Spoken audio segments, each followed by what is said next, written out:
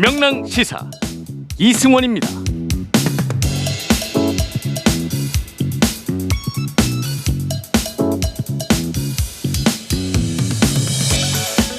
박범계 법무부 장관이 한명숙 전 총리 재판 위증 의혹으로 촉발된 법무부 그리고 대검찰청의 합동 감찰 결과를 오늘 발표했습니다.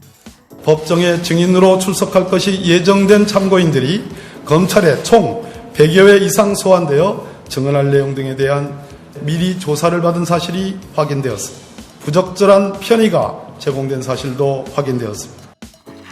가짜 수상업자에게 금품을 받은 혐의로 경찰 수사를 받고 있는 이동훈 전 조선일보 논설위원이 여권 인사로부터 회유를 받았다 이렇게 주장을 하면서 논란이 일고 있죠. 여권, 정권에 사람이라는 사람이 찾아온 적이 있습니다. Y를 치고 우리를 도우면은 없던 일로 만들어주겠다 이런 말이 었습니다. 경찰과도 조율이 됐다. 안 하겠다. 못 하겠다 했습니다. 사태가 걷잡을 수 없이 커졌습니다. 공작입니다. 코로나19 1일 신규 확진자가 역대 최고치인 1,615명을 기록했죠. 이런 가운데 물량 부족으로 일시 중단됐던 50대 후반의 백신 접종 예약이 오늘 저녁부터 다시 시작됩니다. 먼저 지난 7월 12일 55세에서 59세 연령대 예방접종 사전 예약이 사전에 충분한 안내가 이루어지지 못해 국민 여러분들께 불편을 드린 점 깊이 사과드립니다. 7월 14일 수요일 명랑시사 이승원입니다. 지금 바로 시작합니다. 더 깊고 더 자세한 뉴스 브리핑 뉴스 원정대 시작합니다. 수요일 원정대원 두 분 나오셨어요. 오창석 시사평론가 그리고 헬마우스 임경빈 작가와 함께합니다. 어서 오세요. 안녕하세요. 네, 첫 번째 이슈 만나보죠. 오늘 개인적으로 참 궁금했습니다. 법무부 장관이 직접 나와서 어떤 얘기를 하는지 궁금했었는데 한명숙 전 총리 모해 위증 교사 의혹 관련해서 합동 감찰 결과를 발표했습니다. 오늘 감찰을 지시한 지 한 4개월 만에 발표죠. 그렇습니다. 네. 지난 3월에 박범계 장관이 직접 이제 감찰 지시를 했었는데요. 네. 이제 감찰 담당관이 보통 이제 이런 브리핑을 하게 되는데 장관이 이례적으로 직접 발표를 했습니다. 네. 부적절한 수사 관행이 있었다라는 점을 강조를 했고요. 불공정하고 불충분하고 부정 유출이 일어나는 등의 골자가 직접 드러났다라는 네네. 얘기를 했고요.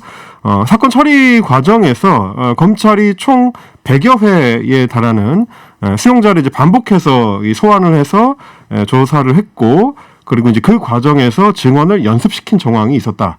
이런 내용을 했고요.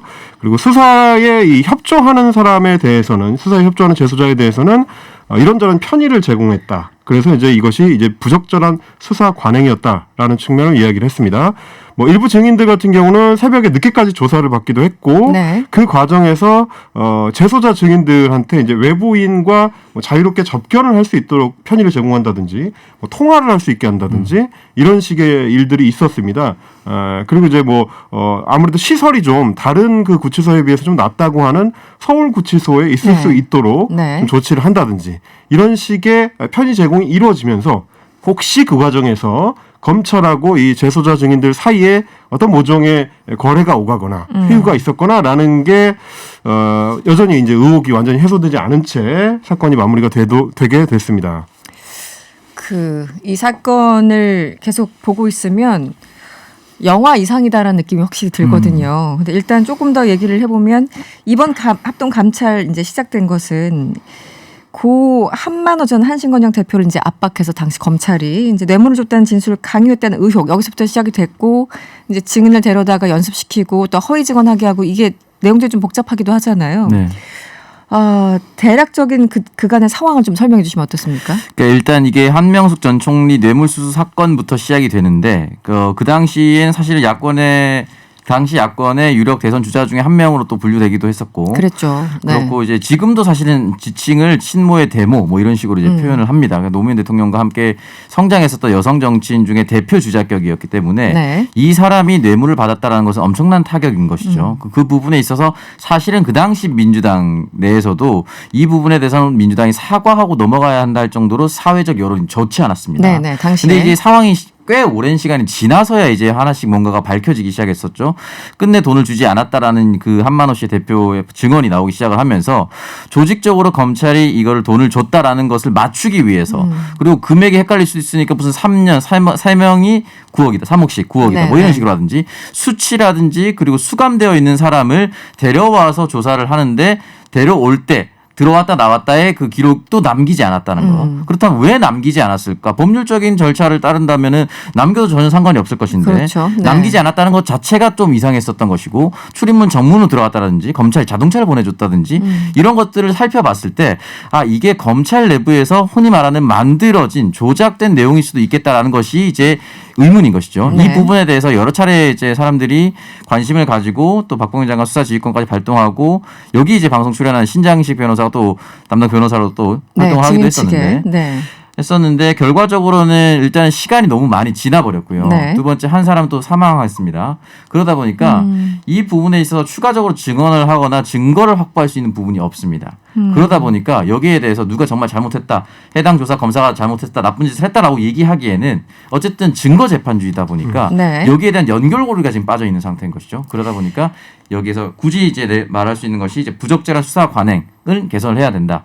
이 정도로 나온 것 같습니다. 그 당시에 사실은 한명숙 전 총리가 대법에서 유죄 판결이 확정될 때까지 가장 유력하고 거의 유일한 증거였던 게 한만호 전 대표의 증언이었습니다. 증언이었죠. 네. 그래서 1심에서는 한만호 씨가 내가 돈을 줬다고 했기 때문에 유죄 판결이 나왔었는데 네. 2심부터는 한만호 전 대표가 돈을 안 줬다고 전혀 다른 내용의 증언으로 바꿨습니다. 네네. 그러자 이제 검찰이 사실은 이 사람이 지금 위증을 하고 있다라는 주장을 하기 위해서 그 당시에 같은 그 구치소 방에 수감이 돼 있던 다른 재소자 3명 동료 재소자. 그렇습니다. 네. 동료 재소자들이 이제 한만호 씨로부터 수감돼 있는 기간 동안에 내가 한명숙한테 돈을 줬다라는 이야기를 하는 거를 들었다는 추가 증인으로 이제 그 사람들이 이제 부른 겁니다. 그렇죠. 100여 차례 증인들을 소환했다라는 게 이게 상식적으로 말이 됩니까?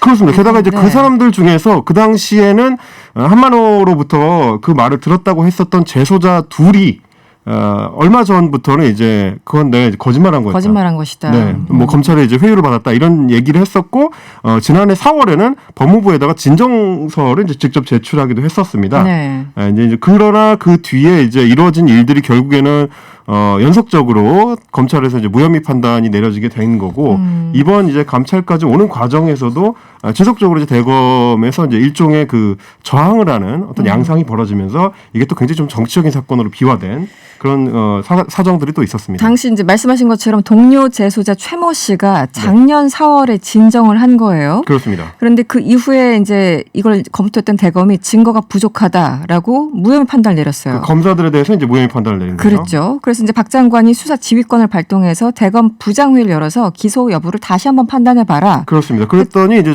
당시 조남관 그 검찰총장 권한대행이 네네. 부장들만으로는 부족하니까 이제 고검장까지 끼우자. 해서 이제 확대해서 회의를 열었었고 네. 거기서 이제 판단을 하게 했는데 역시 마찬가지로 불기소 결론이 나왔습니다. 그래서 이번에 박 장관이 합동 감찰을 지시해서 오늘 발표한 거죠. 그렇죠. 참 복잡하고 지난한 그런 상황입니다. 증언 연습을 시켜다 저희도 이제 뉴스타파에서 이 문제를 굉장히 오랫동안 다뤘었거든요. 그래서 이제 예전에 김경래 기자 이제 그 섭외해서 여기서 직접 얘기를 했었는데 들어도 믿기지 않는 그런 장면들이 계속 연출이 되더라고요. 증인들 연습시킨 것, 뭐 서로 말이 안 맞으면 다시 반복적으로 연습시킨 것 이런 것들 보면은 네. 그 박범계 장관이 오늘 이제 발표한 거 보면은 당시 검찰총장이라는 표현으로 사실상 윤석열 전 총장을 언급한 건데 이 대목은 어떻습니까? 이게 이제 당시에 검찰에 뭐 이제 추미애 장관 시절부터 해서 이 사건에 대해서 이제 지속적으로 관심을 가져왔었는데 법무부 그렇죠. 장관들이 네네. 그래서 이제 관련 사건에 대해서 이제 감찰을 하라고 지시를 하거나 수사 지휘권을 발동을 했었는데 불리한 정황들에 대해서는 해당 검사들을 이제 감싸게 하는 게 아니냐라는 얘기가 나오다 보니까 그 과정에서 이제 박봉계 장관도 수사지휘권을 발동을 했었고 감찰 지시를 내렸었고 네. 임은정 검사 같은 경우에 이제 원래는 이제 대검의 감찰관으로 파견이 될 때 수사권이 같이 부여가 돼야 감찰 기능을 제대로 수행을 할 수가 있는데 네. 그 당시에 이제 검찰총장이었던 윤석열 당시 총장 같은 경우는 수사권을 뭐 이렇게 같이 안 줘가지고 네, 박탈했죠. 그렇습니다. 그래서 이제 그런 논란들도 있었었고요. 그러다 보니까 이제 박범계 장관 입장에서는 시기를 놓치게 되는 데 있어서 중요한 이유가 됐던 게 대검의 비협조 아니냐. 그리고 이제 그 대검의 총책임자가 당시 윤석열 전 총장이었기 때문에 이런 식의 얘기를 한 것 같습니다. 그리고 오늘 박범계 장관이 수사 상황 유출 행위에 대해서도 상당히 강도 높게 비판을 했어요. 네, 일단은 이제 장관의 수사 지휘권 발동을 해서 재검토하기 위해서 열린 대검 부장회의가 있었습니다. 종료 45분 만에 구체적인 내용과 의결 과정이 특정한 언론을 통해서 유출된 점이 있었습니다. 네네. 이 부분에 대해서 악의적인 수사 상황 유출 행위를 반드시 찾아내서 엄단하겠다. 형사사건 공개 금지 규정을 즉시 개정하겠다라고 약속해서 이 부분 정도 유의미하게 됐지만 중요한 것은 이렇게 경고를 내린다고 해서 앞으로 중차대한 사건에 검찰이 따를 수 있을 것인지는 조금 더 지켜봐야 됩니다. 왜냐하면 네. 금지 규정을 한다고 해서 그냥 바로 안 흘러간다라는 보장이 또 없는 것이고 계속 되겠죠. 언론들은 보통 이제 기사를 쓸 때 누군가의 전언에 따르면 검찰 관계자에 따르면 네네. 이런 식으로 이제 보도를 하기 때문에 네. 이건 뭐 어떻게 확인할 수 언론을 어디서 받았느냐라고 얘기를 해야 되는데 언론은 다시 그 제보한 사람의 신변 보호하면 사실 딱히 할 수 있는 게 없어요. 그 취재원 보호 의무가 있죠. 언론사 같은 경우는. 네, 그러니까 이게 조금은 이제 물론 이제 천명한 거는 뭐 유의미하다 할지라도 실제로 과연 이게 잘 지켜질 수 있을지는 조금 더 계속해서 지켜봐야 되지 않을까라는 생각이 좀 듭니다. 그러니까 사실 이제 여권 입장에서는 네. 이 사건이 결국에는 처음에 이제 시작할 때에 굉장히 강하게 드라이브를 걸었던 거에 비해서 결론적으로는 이번에 담당 그 검사들을 이제 징계하거나 뭐 기소하거나 이러는데 이제 실패함으로써 굉장히 좀 정치적으로는 생각했던 것만큼의 성과를 거두지는 못했습니다. 이제 원래 이제 이 사건을 뭐 다시 해가지고 재심을 할 수 있게 된다든지 혹은 이제 담당 검사들의 어떤 불법적 행태를 정확하게 이제 잡아내서 그 검사들을 이제 기소한다든지 혹은 적어도 이번에 감찰을 마무리하면서 징계 의견을 낸다든지 하는 게 있었어야 되는데 그 부분에 대해서는 이제 결과적으로는 여권 입장에서 충분히 이제 기대했던 만큼의 성과를 거두지는 못했다. 이렇게 이제 평가를 할 수는 있을 것 같습니다. 그게 정말 방법이 없어서인지 아니면 이게 또 이제 박범계 장관 입장에서는 민주당 출신이기도 하고 그렇죠. 한명숙 전 총리 사건을 이제 다루는 거에 대해서 정치적인 의도를 이제 야당에서 공격하잖아요. 그렇습니다. 그래서 누군가를 또 징계했을 때 이후에 또 후폭풍이 있으니까 어느 정도 수위를 조절한 것은 아닌가 그런 생각도 들고요. 뭐 여러 가지 생각이 듭니다. 알겠습니다. 당시 어떤 일이 벌어졌는지 다시 한번 확인을 하게 된 그런 계기가 아닌가 싶기도 합니다. 두 번째 주제로 넘어갈게요. 가짜 수산업자로부터 금품 등을 수수한 혐의를 받는 이동훈 전 조선일보 논설위원 전 윤석열 총장의 대변인이기도 했었죠. 어제 경찰 조사를 받았는데 한 8시간 가까이 조사를 받고 나서 기자들을 만났어요. 뭔가 준비한 듯 작심 발언을 했습니다. 네. 네, 일단은 피의자 조사를 받았는데 여권의 한 사람이 찾아와서 Y, 이게 윤석열 전 총장을 뜻하는 거죠. 네. Y를 치고 우리를 도우면 네. 없던 일도 해주겠다. 이미 경찰과도 조율이 됐다라고 네. 이야기를 하면서 사실상 회유하려는 그 움직임이 있었다라고 얘기를 하면서 이 부분이 다시 이제 논란이 되고 있죠. 네. 그 여권 사람이 누굴까요? 저는 이제 윤석열 전 총장도 뭐 네. 월성 원전 수사 이런 걸 얘기하면서 음으로 양으로 압박을 받았다라고 얘기를 하는데 네. 전체적으로 우리 IM 그라운드 자기소개하기를 좀 다시 한번 되짚어볼 필요가 있지 않나. 오랜만에 들어. 왜 이렇게 반가워요 지금? 우리 실명 토크 합시다 이제. 네. 왜냐면 이건 정말 잘못된 거거든요. 만약에 그렇게 회유하라고 했었다면. 이건 만약에 그런 일이 있었다면 어마어마한 사건입니다. 그렇죠. 대선 판도 자체를 뒤집을 수 있는 엄청난 사건이거든요. 네. 그러니까요. 네. 그러니까 이거는 실명으로 공개를 해서 이거 범법 행위입니다. 그렇죠. 찾아와서 회유하라고 했던 거면. 그렇기 때문에 범법 행위자를 굳이 두둔하려는 이동훈 전 대변인의 움직임 저는 또 일단 이해가 안 돼요. 얘기하시면 됩니다. 네. 얘기하시고 본인도 법의 보호를 받으셔야 되는 거예요. 네네. 그리고 본인이 어떤 혐의가 있다고 해서 그 부분에 대해서는 다 이제 해명을 했습니다. 골프채 받은 적 없다. 네. 그리고 김모 씨가 쓰던 중고 골프채가 있었는데 아침에 나가서 밥이나 먹으려고 했었는데 뭐 비가 안 와서 네. 비가 와서 밥이나 먹으려 했는데 비가 안 와서 그 골프채- 즉석에서 네. 중고채를 빌렸다. 라고 얘기를 하더라고요. 네. 그럼 이 상황을 바꿔보면은 김모 씨는 언제든지 빌려줄 골프채까지 들고 다니는 사람인 거죠. 그럴 수 있죠 충분히. 그래서 그 아이언은 자기가 보관을 또 하고 있다고 하더라고요. 뭐 창고에 보관하고 있었다 이렇게 표현을 했더라고요. 네, 이제 전문을 보면은. 네. 아니 빌린 걸 왜 집에 갖고 오죠? 우리는 빌리면 바로바로 돌려주잖아요. 그 자리에서 돌려주는 게 당연한 거 아니에요? 네. 왜 그렇죠. 자기가 집에 갖고 오죠? 이게 마치 우리 옛날 고사 중에 그런 게 있습니다. 길에서 새끼줄을 하나 주워 왔어요, 집에. 네. 그런데 그 새끼줄 끝에 송아지 한 마리가 딸려와서 나는 그냥 새끼줄을 가지고 왔는데 네. 송아지가 딸려와가지고 내가 갑자기 도둑놈으로 몰렸다. 이제 이런 고사가 있는데 네. 약간 그 생각이 저는 나더라고요. 이게 왜 그러냐면 네. 비가 올 것 같아가지고 골프를 안 칠 거라고 생각해서 그 자리에 그냥 밥 먹으러 나갔다라고 했는데 비 오는 날에 대비한 골프화는 왜 신고 갔느냐? 그러니까요. 골프채는 안 가져갔는데 밥만 신발을 먹을 신고 거면. 갔단 말이죠. 신발은 안 빌렸어요.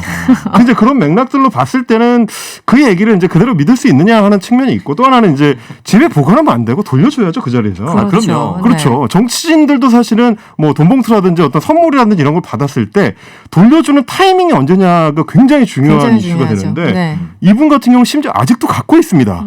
그러면 그건 빌린 건지 예전에 뭐 중고등학교 다닐 때 일진 그 학생들이 네. 나 이거 빌리는 거야 하고 네. 운동화를 빌려주는 경우 빌려가는 경우 뭐 이런 것처럼 하는 게 아닌지. 네, 영원히 돌려주지 않는. 그러니까요. 네. 저희 이런 이런 생각이 빌려도 아직도 듭니다. 못 받은 게 있습니다. 그래요? 한 그러니까 30년 권력 관계가 지났겠네요. 형성이 되는 거예요. 빌려줬는데 받지 못하는 사람은 상대적인 약자거나 네. 또는 원하는 게 있거나 네. 그러지 않아요. 그렇죠. 아니 이런 그 입장문을 발표하려면 어느 정도 납득이 되게 설명을 해야 되는데 제가 봤을 저 같은 그냥 일반인들 봤을 적에는 도저히 납득이 안 가는 그런 설명들이 가득 차 있어서 좀 이해가 안 가고 어쨌든 뭐 골프채는 일단 두 번째 일이라고 하더라도 이 여권 이 단어 때문에 지금 정치권은 술렁이는 거잖아요. 그렇습니다. 그래서 지금 민주당에서는 차라리 이름 밝혀라 누구냐 근거 없는 거 아니냐 이렇게 얘기를 하고 있어요. 지금 김용민 최고위원이 오늘 어떤 얘기를 했죠? 네, 일단 최고위원회에서 네. 영화 내부자들을 기억할 것이다. 백윤식 씨가 연기했던 언론사 논설 주간이 검찰 수사를 받자 정치 공작이다라고 이야기를 했다면서 네. 이거 마치 윤석열 전 총장 및 특수부 검사들에게 본인 수사를 잘 봐달라고 구애하는 것으로 보인다라고 이야기를 남겼습니다. 네. 그 사실은 이동훈 전 대변인한테 이제 그 말씀을 좀 해주고 싶은데 뭐 지금 본인이 이제 어떤 누구한테 정확하게 어떤 식의 이야기를 들었는지를 구체적으로 공개를 안 하고 있으니까 그러면 이제 뭐 정치적 맥락을 좀 살펴봐야 되겠죠. 왜 이런 얘기를 꺼냈는지 그게 어떤 의미를 갖는 건지를 우리도 봐야 될 건데 네. 저는 이제 한마디로 이제 인터넷 떠돌아다니는 유명한 밈 중에 하나를 좀 말씀을 드리고 싶어요. 자의식 과잉 예방하여 건강한 삶 되찾자라는 얘기가 있습니다. 네, 그건 뭐예요? 그러니까 사실은 자신의 위치를 좀 정확하게 판단을 하면 이런 식의 이제 정치공학이다라는 식의 말하자면 대치기 시도죠. 네. 이게 가능하지가 않은 게 뭐냐면 이게 엄밀히 말하면 굉장히 좀 이제 정치권 전체로 봤을 땐 자잘한 사건입니다. 이게 무슨 정치적 의미가 강한 사건이라기보다는 사실은 단순 뇌물 사건이거나 뭐 청탁 사건 이런 쪽에 좀 더 가까운 사건이거든요. 네. 여기에 사실 뭐 윤석열 전 청장이 얽혀 있다든지 네. 여권의 유력 정치인이 얽혀서 무슨 뭐 이 일을 봐주는 어떤 맥락과 정황이 있다든지 그것도 아니고 김무성 전 대표의 형이 같이 이제 얽혀 있긴 하지만 네. 심지어 사기를 당한 그 피해자 입장인 그렇죠. 거라서 네. 이건 기존에 우리가 알아왔었던 정치인들이 얽혀 있는 뭐 강력한 로비 사건이라고 보기에는 조금 애매한 지금 정황이거든요. 게다가 이동훈 전 대변인 같은 경우는 지금 이야기되는 게 이제 뭐 룸사롱에서 접대를 받은 어떤 정황이 있다라는 얘기들이라든지 뭐 아이언 세트라고 이제 본인은 뭐 골프채 세트는 우드 세트까지 합쳐져 있는 건 너무 크다고 생각했는지 아이언 세트로 좀 축소를 하시더라고요. 아이언만 잠시 빌려놓고 있었다 그렇죠. 이런 거죠. 맥락이. 우드를 좀 적절히 섞어서 쓰셔야 이게 타수가 좀 잘 나올 텐데. 네. 하여튼 뭐 이렇게 얘기를 하는 걸 봐서는 그게 액수 자체도 막 엄청나게 큰 액수는 또 아니에요. 그러면 이제 단순하게 얘기하면 뭐냐면 경찰이나 검찰 입장에서 봤을 때 이동훈 전 대변인은 사실상 자범이거든요. 이게 아주 작은 사이즈의 범죄. 네, 다른 사람에 비해서. 그렇죠. 네네. 다른 사람들에 비하면 그런 사건이기 때문에 이게 무슨 거대한 정치화될 수 있는 본인의 상황이 아닙니다. 그러니까 이제 그거에다 대고 Y를 뭐 칠 수 있게 도와달라고 했을 때 그러면 과연 이동훈 전 대변인한테 그 당시에 그 정도의 능력이 있었느냐를 생각을 해보면 기껏해야 윤석열 캠프에 합류한 지 일주일 된 당시 그 정황 정도밖에 없어요. 사실 윤석열 캠프에 어떤 일이 있었는지 윤석열 전 총장과 관련해서 어떤 뭐 비밀스러운 무슨 일이 있었는지를 그 사람이 알 수가 없는 상황이었기 때문에 여권 관계자가 접근을 한다고 해도 굳이 이동훈한테 이렇게 생각할 수밖에 없습니다. 지금 제가 이제 김용민 의원인지 강병원 의원인지 살짝 헷갈리는데 그 정도 급이 되느냐 한마디로 그냥 회유를 할 만큼의 급이 되는 건지 모르겠다 이렇게 굉장히 냉소적인 반응이 나오는데 지금 그 그래서 맥락에서 제가 이제 자의식 과잉 예방하자라고 네, 자의식 과잉. 겁니다. 아니 그런데 저는 흥미로웠던 지점이 이동훈 전 논설위원의 얘기를 듣자마자 이준석 당대표는 진상 규명 얘기를 하다가 살짝 사실 그 사실관계가 확인된 것이 많이 없다라면서 살짝 반걸음 뺐어요. 네. 그런데 윤석열 캠프 측에서는 당초에는 오늘 처음 듣는 일이다 우리도 했다가 어젠가에 오늘 입장문을 냈죠 다시. 그래서 네, 오히려 한 발 더 사실이라면. 가까운 네, 이게 사실이라면은 정말 공작이다 이런 톤으로 굉장히 강력하게 비판을 했는데 이 어떻게 된 겁니까? 왜 누군가는 반발짝 앞서 나가고 누군가는 지금 반발짝 빼는 상황인데 어떻게 좀 정리를 일단은 해주시죠. 이제 윤석열 전 총장 측에서는 네. 이 부분에 대해서 어느 정도를 인지하고 있었느냐를 메시지로 확인해 본 결과는 몰랐던 것 같아요. 사퇴를 했을 때는 사퇴를 시킬 때는 분명히 문제가 있었을 거라고 판단은 했을 거 아닙니까? 그랬겠죠. 그러니까 이동훈 전 대변인이 그래도 시작도 캠프라고 얘기하기도 뭐한 어떤 그런 시작 단계 초창기 개국 공신이 될 수 있었던 사람인데 나 갑자기 그만둡니다라고 했을 때 납득할 만한 이유가 있었을 거 아니에요. 그랬겠죠. 적어도 그 사람들한테 납득시켜야만 합니다. 네. 내가 이런 상황에 휘말릴 것 같으니까 못한다. 빨리 선을 긋는 게 맞겠다라고 얘기를 했을 텐데 그렇다면 그 과정에서 어떠한 일이 있었는지에 대해서 오고 가는 게 분명히 있었을 겁니다. 그렇다면 자기 식구를 정확하게 챙긴다면 그때부터 이 부분에 대해서는 예의주시하겠다 뭐 잘 지켜보겠다라고 보듬는 추세로 갔어야 되는데 우리랑 전혀 무관하다라고 메시지를 그때 내버렸어요. 그 사람이 받은 거지 우리 윤석열 전 총장은 무관하다는 메시지를 네, 냈다가 네. 갑자기 들어와서 사실이라면 문제다라는 것은 네. 지금 윤석열 전 총장을 둘러싼 뭐 부인 김건희 씨라든지 장모와 관련된 부분이 다 수세입니다. 네네. 근데 뭐 어떻게 하나든 공세로 전환하기 위해서 그렇게 건 것 같은데 자기 식구에 대해서는 이렇게 얘기하면 안 된다고 보고 오히려 전화 통화하면 되죠. 누구냐? 네. 물어보면 되지 차라리 않습니까? 밝혀라. 네. 네. 공세로 전환할 거면 화끈하게 누군지 물어보고 우리가 확인하고 있는데 여권에 정말 말하면은 누구나 깜짝 놀랄 만한 사람이라든가 얘기를 하든지 네. 그런 거 없이 되게 삼자적 입장으로 또 얘기를 하고 있어요. 전형적인 지금 윤석열 전 총장의 메시지는 부인권, 장모권 다 제3자 입장에서만 얘기를 하고 있습니다. 물기를 돌리려는 그런 상황이 네. 아닌가 싶기도 하고. 그러니까 좀 비슷한 네. 맥락인 게 김건희 씨의 어떤 논문 조작 논란, 뭐 논문 표절 논란 표절 이것도 논란. 사실은 남의 집 얘기가 아니고 자기 집 얘기잖아요. 네, 그렇죠. 자기 와이프거든요. 네. 자기 아내니까 표절했습니까 안 했습니까를 물어보고 확인한 다음에 그거에 대해서 답변을 하면 됩니다. 그런데 뭐 거기서도 이제 대학 측에서 학문적으로 검증한 일이다라고 얘기하는 것도 마찬가지고 이것도 남의 집 남의 캠프 대변인이었던 사람이 아니고 네. 자기 캠프 대변인이었던 사람이거든요. 네, 네. 전화해서 물어봐가지고 진짜 그 사람이냐라는 것만 확인이 되면 오히려 더 강력하게 공세적으로 나갈 수 있는데 애매하게 지금 운만 떼는 정도 이렇게 지금 태도를 취하고 있다. 네. 아빠가 있다. 아이디가 아빠가 있다 님인데요. 여권 인사가 누구인지만 밝히면 될 것 같아요. 이렇게 문자를 그러니까요. 주셨습니다. 네, 오늘 원정대 마무리할게요. 지금까지 헬마우스 임경빈 작가 그리고 오창석 시사평론가와 함께했습니다. 오늘 고맙습니다. 감사합니다.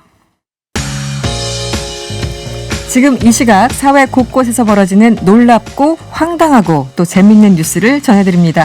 뉴스 원정대 2 시간이죠.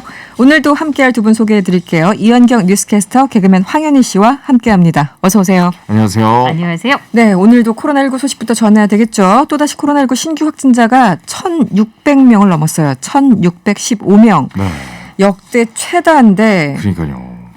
황현희 씨 좀 무섭죠. 요즘은 정말 어디 막힌 공간에 가면은 굉장히 좀 긴장하게 되는 것 같아요. 저도. 달성되지 않아야 될 기록들이 자꾸 달성되니까 그러니까요. 이게 참 네. 안타까운데 요즘 아예 저도 뭐 밖에 나가지를 않고 있습니다. 대부분 그렇더라고요. 네, 집에만 있습니다. 네, 회사 아니면 집, 회사 아니면 네, 집. 일 아니면 집이죠. 그렇죠. 예, 예. 이현경 캐스터, 네. 수도권 확진자도 다시 1,000명을 넘겼죠. 네, 지금은 네. 수도권 어쨌든 틀어막는 게 방역 당국의 가장 큰 네, 네. 책임이자 이제 의무가 되었는데요. 사실 이전에 최대 기록이 1,378명이었어요. 네. 그럼 보통 우리가 생각할 때 1,400명, 1,500명, 1,600명 이렇게 올라가야 되는데 네. 1,778명에서 지금 확진자가 1,615명으로 굉장히 급증한 상황이었는데요. 여전히 델타 변이 감염이 많습니다. 수도권의 확진자 절반이 델타 변이 바이러스에 감염됐다고 보시면 되고요. 이게 일주일마다 절반. 2배씩 늘어나고 있다고 합니다. 델타 예. 변이. 네. 미국 같은 경우는 10% 증가를 했다고 하는데 우리는 지금 속도가 굉장히 빠른 상황이고요. 그러네요. 그리고 지방도 지금 아까 비수도권의 지역에도 오늘 이제 400명에 달해서 4차 대유행이 전국적으로 확산되고 있는 모습인데요. 네. 예를 들어서 지금 이제 오늘 이제 방역 당국에서 새로운 비수도권의 거리두기 단계를 발표를 했습니다. 네. 15일부터는 세종, 전북, 전남, 경북 요 지역을 제외한 나머지 비수도권도 2단계를 적용합니다. 네. 그런데 이제 지역별로 조금 차이가 있어가지고요. 원래는 2단계는 8명까지만 모이실 수가 있는데 네. 이게 수도권하고 가까운 세종, 대전, 충북 같은 경우는 4명, 그다음에 울산, 제주는 6명이고요.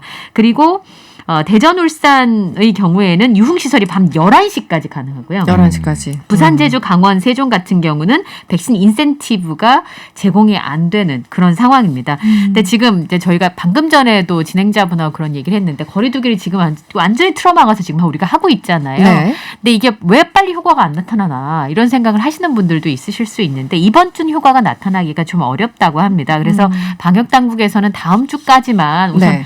외출과 모임을 좀 자제해달라 이런 당부를 남겼습니다. 4차 대유행 정말 시작이 된 것 같은데 이 심각한 상황이기 때문에 상반기 전면 중단됐던 예비군 훈련 하반기에도 중단된다고요? 네, 하반기 예비군 소집 훈련도 일단 취소가 됐고요. 취소됐고. 네네, 네. 훈련 이수하는 것으로 뭐 처리를 해준다. 뭐 네. 이렇게 이야기가 나왔습니다.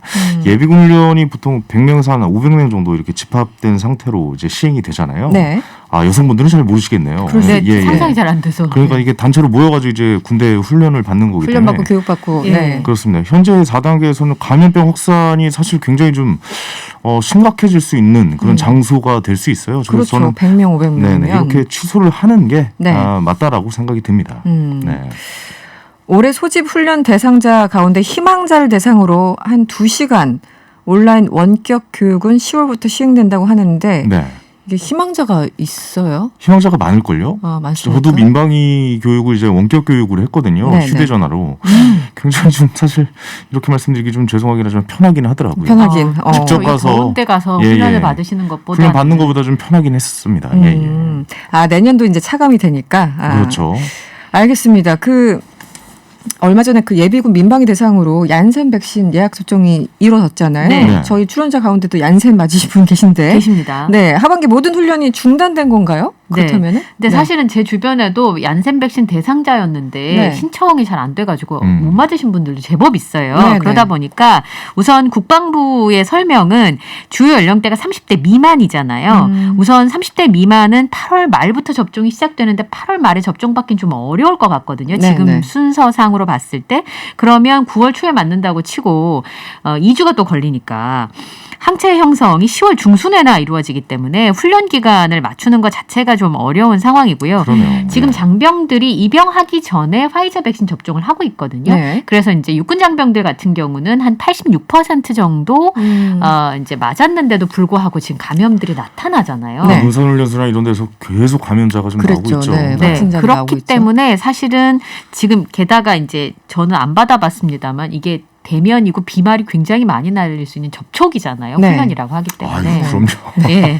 그러니까 다른 시행 것보다 자체- 훨씬. 네, 시행 비말, 자체가 좀 예, 불가능합니다. 그럼 뭐 제대로 못하면 코앞에까지 와서 소리 지르고 그러니까요. 예, 비말 정도가 아니라 거의 뭐 침 뱉는 수준입니다. 예. 소리를 지르다 보니까 그렇겠네요. 훈련 과정에서. 네. 네네. 네.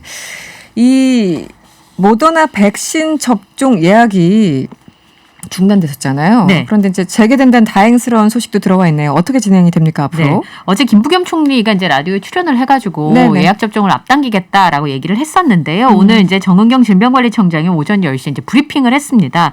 그래서 55세에서 59세 지난번에 이제 백신 접종 예약이 어려웠던 분들은 맞아요. 오늘 밤 8시부터 네. 24일 오후 6시까지 예약을 하실 수가 있고요. 네. 그리고 예약 때문에 지난번에 밤에 자정에 이제 시작하는 것 때문에 그래서 엄청 새벽에. 불만이 많았어요. 네, 맞아요. 그러면 새벽에 일어나서 그 예약을 해야 된다는 거냐. 왜 시민들의 불편을 생각하지 않느냐라고 하는 비판들이 있었는데요. 예약 시작 시간을 자정에서 오후 8시로 옮기게 됐습니다. 네. 지난번에도 말씀드렸습니다만 본인도 예약을 하실 수 있지만 이 대리 예약을 해 주실 수 있으니까 네, 자녀분들이 네네. 도와주셔야죠. 네, 꼭 예. 좀 도와주시면 좋겠다라는 말씀을 드리고요. 그게 좀 어려우시면 전화 예약을 하셔도 가능합니다.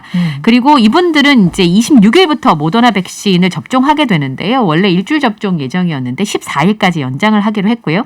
그 다음에 다음 주에 이제 19일부터 그보다 더 어리신 분들, 50세에서 54세에 예약 접종을 시작을 하는데 이번 일 같은 일이 벌어지지 말란 법이 없으니까 네. 좀 쪼갰어요. 나이들 분산해서. 상대로 해서. 네. 그래서 53세에서 54세, 그러니까 67년 1월 1일생부터 68년 12월 31일생까지가 19일 저녁 8시부터 시작합니다. 그리고 이제 하루 지나서 이제 예약을 하시고요. 그리고 69년 1월 1일부터 71년 12월 31일까지 50세에서 52세에는 20일 저녁 8시부터 예약을 시작을 합니다. 그리고 21일 저녁 8시부터 이제 연령 구분 없이 사전 예약이 가능하고요. 이분들은 다음 달 중순부터 접종이 가능합니다. 그렇죠. 엄청나게 몰릴 게 뻔한데 이렇게 네. 분산하는 게 맞다라고 생각이 듭니다. 네, 그럼요. 황현희 씨는 아직 이 연령대에 포함 안 되시죠? 좀 많이 남았죠? 아, 네, 죄송합니다. 포함됐으면 좋겠다고 생각했는데 아직은 좀 미비합니다. 네, 그러니까 아직은 네. 조금 더 나이를 들어야 됩니다. 네. 네. 신호만 기다려 주시기 바랍니다. 예. 지난 10일 이제 백신 접종 예약이 조기 마감됐고 많은 분들이 또 실망하셨고 네. 네. 저도 이제 제 주변에 어떤 분 봤더니 그날 자정에 준비를 하고 있다가 대기 시간이 너무 오래 걸려서 아예 그냥 주무셨대요. 아니 홈페이지 들어가봤는데 대기 시간이 무슨 뭐 뭐, 분으로 나오는데 네. 말도 안 되는 분이 한 나와가지고 9일 정도 기다려야 되더라고요. 제가 계산해봤거든요. 이게 오류가 난 건가 잘못된 건가라고 생각을 하게 숫자 돼요. 보면은 믿기지 예. 않잖아요. 맞아요. 며칠 기다려야 돼? 막 약간 이런 3만 느낌. 분이 못 든다고? 13,000분. 예, 네. 13,000분 막 이래 버리니까. 네, 그래서 그분은 아예 포기를 하고 주무셨대요. 그래서 아예 새벽 5시에 알람 맞춰놓고 일어나서 했더니 됐대요. 차라리. 다행히. 네. 네. 그래서 새벽 2시, 3시 고생하신 분들 이 얘기 들으면 또 화가 나실 것 같긴 한데 하여튼 여러 가지 방법으로 다들 시도를 했던 그런 아픈 기억이 있어요. 지난 그렇습니다. 12일. 네, 여기에 대해서 정은경 질병관리청장이 직접 사과를 했죠. 네. 네. 사전에 충분한 안내가 이루어지지 못해서 불편을 드린 점 깊이 사과드린다 이렇게 얘기를 했고요. 그 다음에 이제 이 모더나 백신 예약 접종을 사전에 이제 받기로 하고 이제 쪼개기로 말씀을 드렸었잖아요. 그리고 7월 마지막 주 도입 일정이 확정되지 않은 상황에서 네. 예약한 후에 접종하지 못하는 상황을 방지하기 위한 것이었다. 네. 근데 이 의도는 뭐 저는 맞다고 생각을 하는데 충분히 설명드리지 못한 거 그리고 일시 중단으로 예약하지 못한 분들한테 불편을 드린 점에 대해서 거듭 사과드린다 이렇게 말씀하셨고요. 이게 알겠습니다. 그 네. 일정 시간대에 다 인원수가 차지 못하면 이 백신을 뚜껑을 열었다가 다 예약을 못하고 이제 버려야 되는 상황도 벌어질 수 있다고 합니다. 그래서 지금 이제 접종 예약을 받아가지고 네. 한 시간에 충분히 예약할 수 있고 접종할 수 있도록 준비하고 있습니다. 네. 지금 거리두기 격상되면서 다들 힘들지만 특히 이제 자영업자들, 저녁 때 이제 자영업자들이 손님도 없고 못 받고 일찍 문 닫아야 되고 여러 가지 정말 이제 눈물도 안 난다 이렇게 표현하시는 분들도 계세요. 오늘 밤에 차량 시위를 한다고 하는데 네. 경찰은 이것을 지금 뭐 엄정 대응한다 이런 입장입니까? 그렇습니다. 광화문과 서울시청 구간에서 대규모 1인 차량 시위 진행을 하는데요. 네. 이게 뭐 한 최소한 500대, 그리고 최대한 700에서 800대 차량이 비상등 켜고 피켓 설치한 채 서울 도심을 순회할 계획인데 경찰이 사회적 거리두기 4단계에 반발한 취지로 기획이 됐잖아요. 그렇죠. 자영업자 단체 심야 차량 시위를 미신고 불법 시위로 규정을 하고요. 엄정 대응을 하겠다라고 밝혔습니다. 예. 알겠습니다. 근데 이게 네. 너무 좀 그 마음은 이해는 해요. 마음은 이해는 하죠. 근데 네. 혹시나 이런 일들이 더 다른 쪽으로 좀 안 좋은 쪽으로 더 불이 옮겨 붙지는 않을까라는 좀 걱정이 되는 생각이 들어서 마음은 이해하지만 조금 자제해 줬으면 좋겠다라는 생각이 좀 듭니다. 취지를 좀 감안해서 어쨌든 그렇습니다. 손실보상법 때문에 여러 가지 또 이제 화가 나신 분들 계신데 이번 4단계까지 가니까 여러 가지 어려운 상황입니다. 네, 다음 이슈로 넘어가 볼게요. 고양시 일산에서 학교 폭력으로 보이는 집단 괴롭힘 영상이 온라인상에 지금 퍼졌는데 상당히 충격적이라고 들었습니다. 네. 이게 이제 온라인 커뮤니티에 올라온 영상이었는데요. 대낮에 한 건물 주차장에 그 아이들이 쭉 이렇게 모여 있어요. 남녀 학생 6명이 한 명을 괴롭히는 듯한 장면의 영상인데 남학생이 이제 뒤에서 목을 졸라가지고 이렇게 조르고 있어요. 덩치 큰 남학생이 덩치가 좀 작은 친구를. 남학생을. 근데 다리가 달랑 들려 있더라고요. 그러니까 키가 뒤에 크니까. 그래서 막 괴로워하는 영상인데 담배를 피우던 한 여학생이 이 피해 학생을 뭐 제가 좀 순화해서 말씀을 드리면 성추행하는 듯한 장면이 잡혔어요. 근데 제가 더 놀랐던 건 뭐냐면 학생들이 쭉 지켜보고 있고 피해 학생이 바닥에 쓰러집니다. 그리고 이제 경찰들이 시민의 신고를 받고 출동을 해서 이 상황을 알게 됐는데요. 왜 나머지 학생들이 제재 없이 그냥 지켜볼까? 그리고 피해 학생이 바닥에 쓰러지는 장면에서 영상이 끝이 나거든요. 아니 목을 졸랐으면 거의 살인미수 아닙니까? 덩치가 차이가 많이 나더라고요. 그러니까 제가 아까 다리가 달랑 들려 있었다고 말씀드렸던 건 키 차이가 그만큼 난다는 거고 네. 뒤에서 이렇게 목을 조르는 게 훨씬 더 고통스러울 텐데. 그럼 뭐 자기들은 뭐 이제 장난식으로 했다라고 얘기를 하겠지만 그걸 어떻게 장난으로 인식을 할까요? 그렇다면 정말 문제 아닌가요? 거칠게 장난을 치긴 하는데 그 정도면 말이 안 되는 장난이죠. 거의 살인 미수라고 봐도 되는 상황이고 저는 이런 영상 볼 때마다 정말 피가 거꾸로 솟아오릅니다. 그렇습니다. 저는 지금 얘기만 들어도 이렇게 화가 나는데 영상 직접 보면은 정말 손이 떨릴 것 같아요. 저 누워 있다가 일어났어요.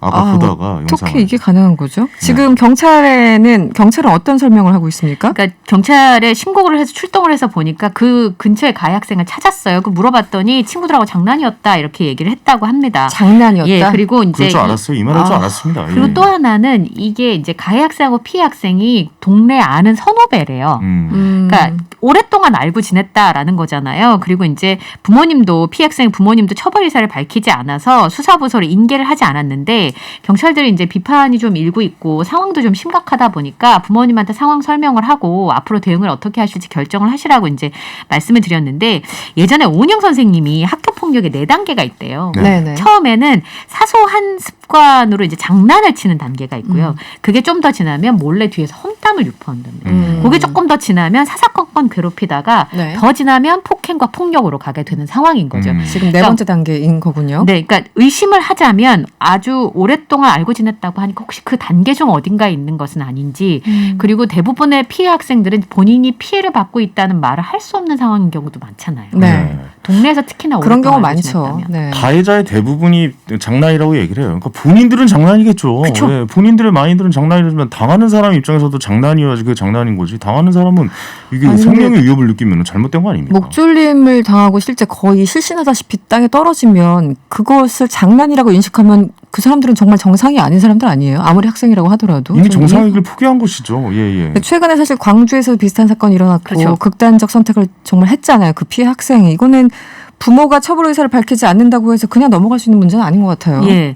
그래서 이번에 이제 이해가 안 피해 가네. 학생하고 그 부모가 자신들의 상황이 언론에 알려지는 거를 원치 않는다라는 것이고 가장 중요한 건 뭐냐면 여기서 제일 중요한 첫 번째 단계는 가해자와 피해자를 갈라놓는 겁니다. 그렇죠. 왜냐하면 분리시켜야죠. 피해자 네. 친구가 무슨 얘기를 할지 몰라요. 그리고 지금 하는 얘기가 본심이 아닐 수도 있고 그렇기 때문에 지금은 어른들이 무조건 개입을 해서 피해자와 가해자를 분리한 다음에 양쪽 얘기를 들어야 되고 그다음에 만약에 가해자에게 부모님의 이제 비슷한 상황이시라면 가장 중요한 게 내가 이 아이의 부모고 그리고 너도 이런 일을 계속하게 되면 처벌받을 수 있어요. 분명히 해주라고 하시더라고요. 그래야지 그 부분에 대해서 저 친구 뒤엔 부모님이 계시는구나 라는 걸 알고 당연하죠. 가해 학생들이 예. 멈추게 된다는 거죠. 갈라놓는 것도 잘 갈라놔야지 또 피해자가 또 더 상처를 2차 가해를 받는 또 2차 가해를 갈라놓으면 충분히. 또 안 됩니다. 그렇죠. 네. 분명히 가해자 애들 분명히 격리를 시키거나 잘 해야 갈라놔야 되죠. 된다고. 예. 그리고 알려지는 걸 부끄러워한다는데 뭐 부끄러운 줄은 좀 안 와봅니다.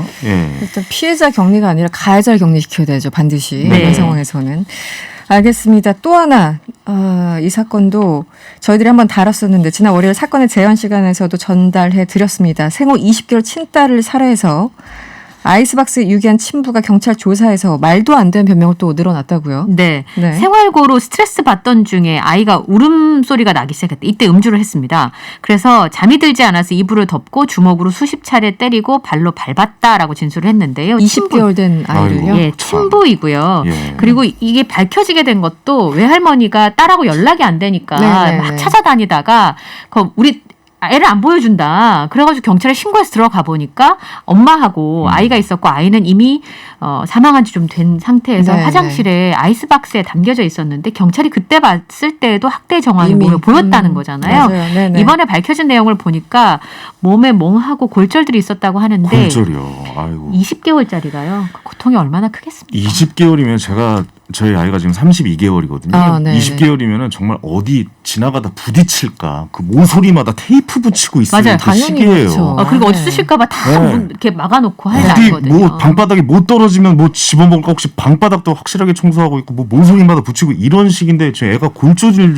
될 정도로 이렇게 구타를 했다는 거는 인간에게 포기한 겁니다. 이 아동학대 사건이 정말 계속해서 나오고 있는데 이제 뭐 분노하고 또 시간이 지났다가 또 분노하고 또 아무것도 할 수가 없어요. 우리가 또 해줄 수가 없고 또 자괴감이 들고 이젠 좀 슬슬 진짜 지친다는 표현을 쓰고 정말 너무 분노하게 되는 이런 상황들이 계속 벌어져서 특히 이런 정말 아기들은 뭐 목소리를 못 얘기를 내잖아요. 못 하잖아요. 뭐 그럼 6살, 무서워요. 9살 이런 예. 아이들도 말을 못 하지만 의사표시를 못 하니까 이건 너무 잔인한 게다가 사건이에요, 지금까지 이 보면. 아버지가 네. 전과가 여러 차례 있고요. 그리고 전과가. 예, 아동학대 시스템 안에 이 친구가 걸려지질 않았습니다. 그러니까 파악이 안 됐던 거예요. 아, 게다가 그렇군요. 지금 말씀하신 것처럼 아예 소리를 낼 수 없는 연령대의 아이기 때문에 이거에 대해서는 사회적으로 대책을 좀 세워야 합니다. 알겠습니다. 네, 뉴스 원정대 오늘 좀 안 좋은 소식을 전달해드려서 마음이 착잡한데 오늘 명랑 퀴즈로 마무리를 해야 되겠습니다. 네. 앞서 뉴스 원정대에서 전해드린 내용이죠. 코로나19 사태로 작년에 이어서 올해도 이것 훈련이 취소됐습니다. 전쟁과 같은 비상시를 대비한 예비 병력을 말하는 이것은 무엇일까요? 객관식 황현희 씨가 보기 좀 주시죠. 네, 1번 육군, 2번 해군, 3번 공군, 4번 예비군입니다. 깔끔한 객관식 항상 감사드리고요. 네, 이거 너무 쉽네요. 네, 육군, 해군, 공군, 예비군 그중에 어떤 건지 이현경 캐스터 정답 어디로 보내면 될까요? 네, 정답을 아시는 분들은 50원의 유료 문자 샵 0951로 보내시면 되겠습니다. 네, 뉴스 원정대 2 여기서 마무리할게요. 이현경 뉴스캐스터 그리고 개그맨 황현희 씨와 함께했습니다. 고맙습니다. 감사합니다.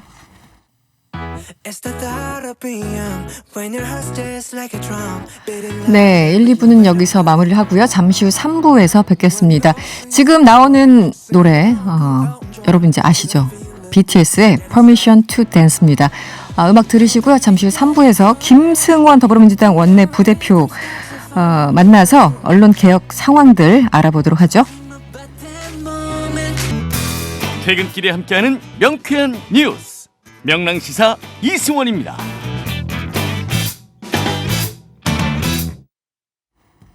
명랑시사 이승원입니다. 3부 문을 열었습니다. 여러분은 충북 제천시에 국내 유일 여성 도서관이 있다는 사실 알고 계셨습니까?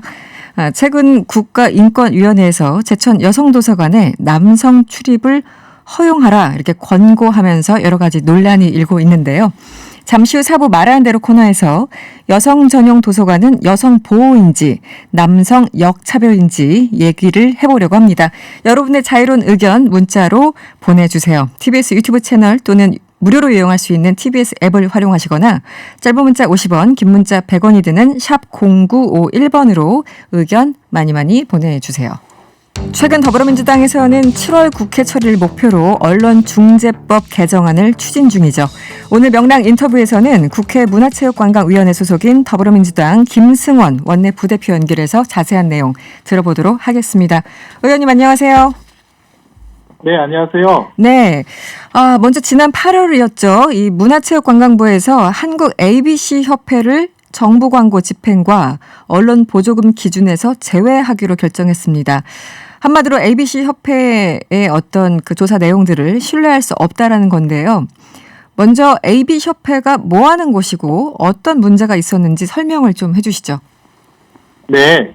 ABC 협회는 그 신문사가 스스로 보고한 그 발행 부수, 그 다음에 유가 부수 등을 이게 진짜 맞는지 객관적으로 확인, 조사해서 그것이 이렇다라고 이렇게 공개하는 그런 일을 하는 기관입니다. 네네. 예, 우리나라는 1989년도에 설립이 되어서 예전에 이제 문광부가 정부 광고비, 홍보비를 임의로 집행했다면 ABC 협회를 통해서 그 공개된 부수를 기준으로 광고비를 갖다가 배분한 것인데요. 네. 네, 그것이 최근에 뭐 청취자분도 알고 계시지만 한국 신문들이 독자한테 안 가고 동남아시아로 수출되거나 네. 계란판 제조하는 용도로 쓰인다고 그런 영상도 많이 나오고 그랬지 않습니까? 네, 봤습니다. 네네. 예, 그래서 이게 사실과 다른 지금 그 조작된 보고를 하고 있다라고 해서 이번에 ABC협회가 그 문체부로부터 어떻게 보면 그 사망 선고를 철퇴를 맡게 된 것이죠. 네.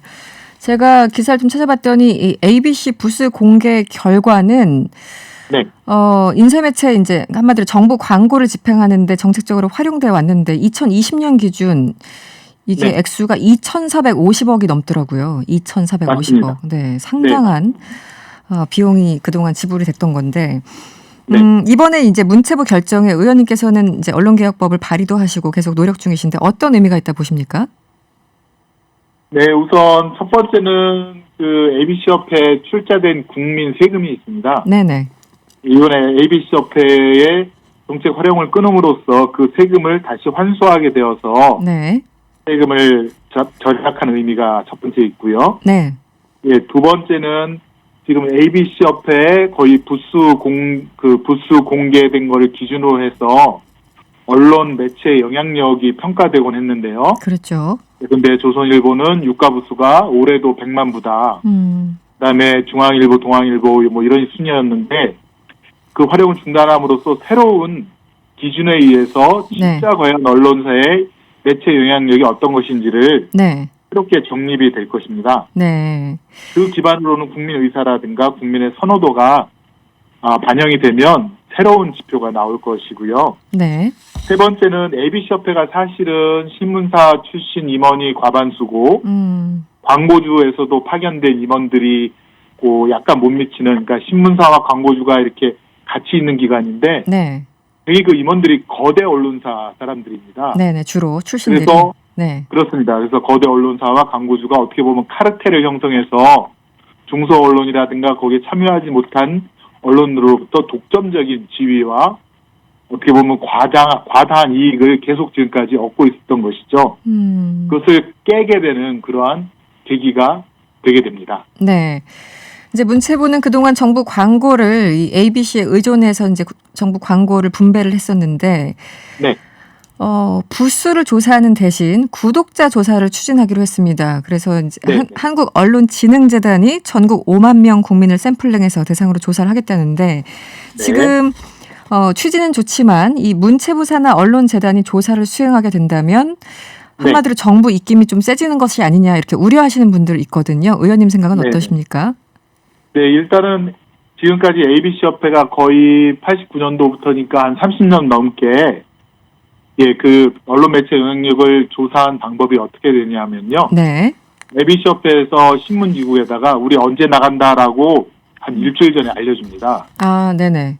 그러면 그 지국도 준비를 하고 네. 또 심지어는 본사에서 나와서 신문사 본사에서 나와서 네.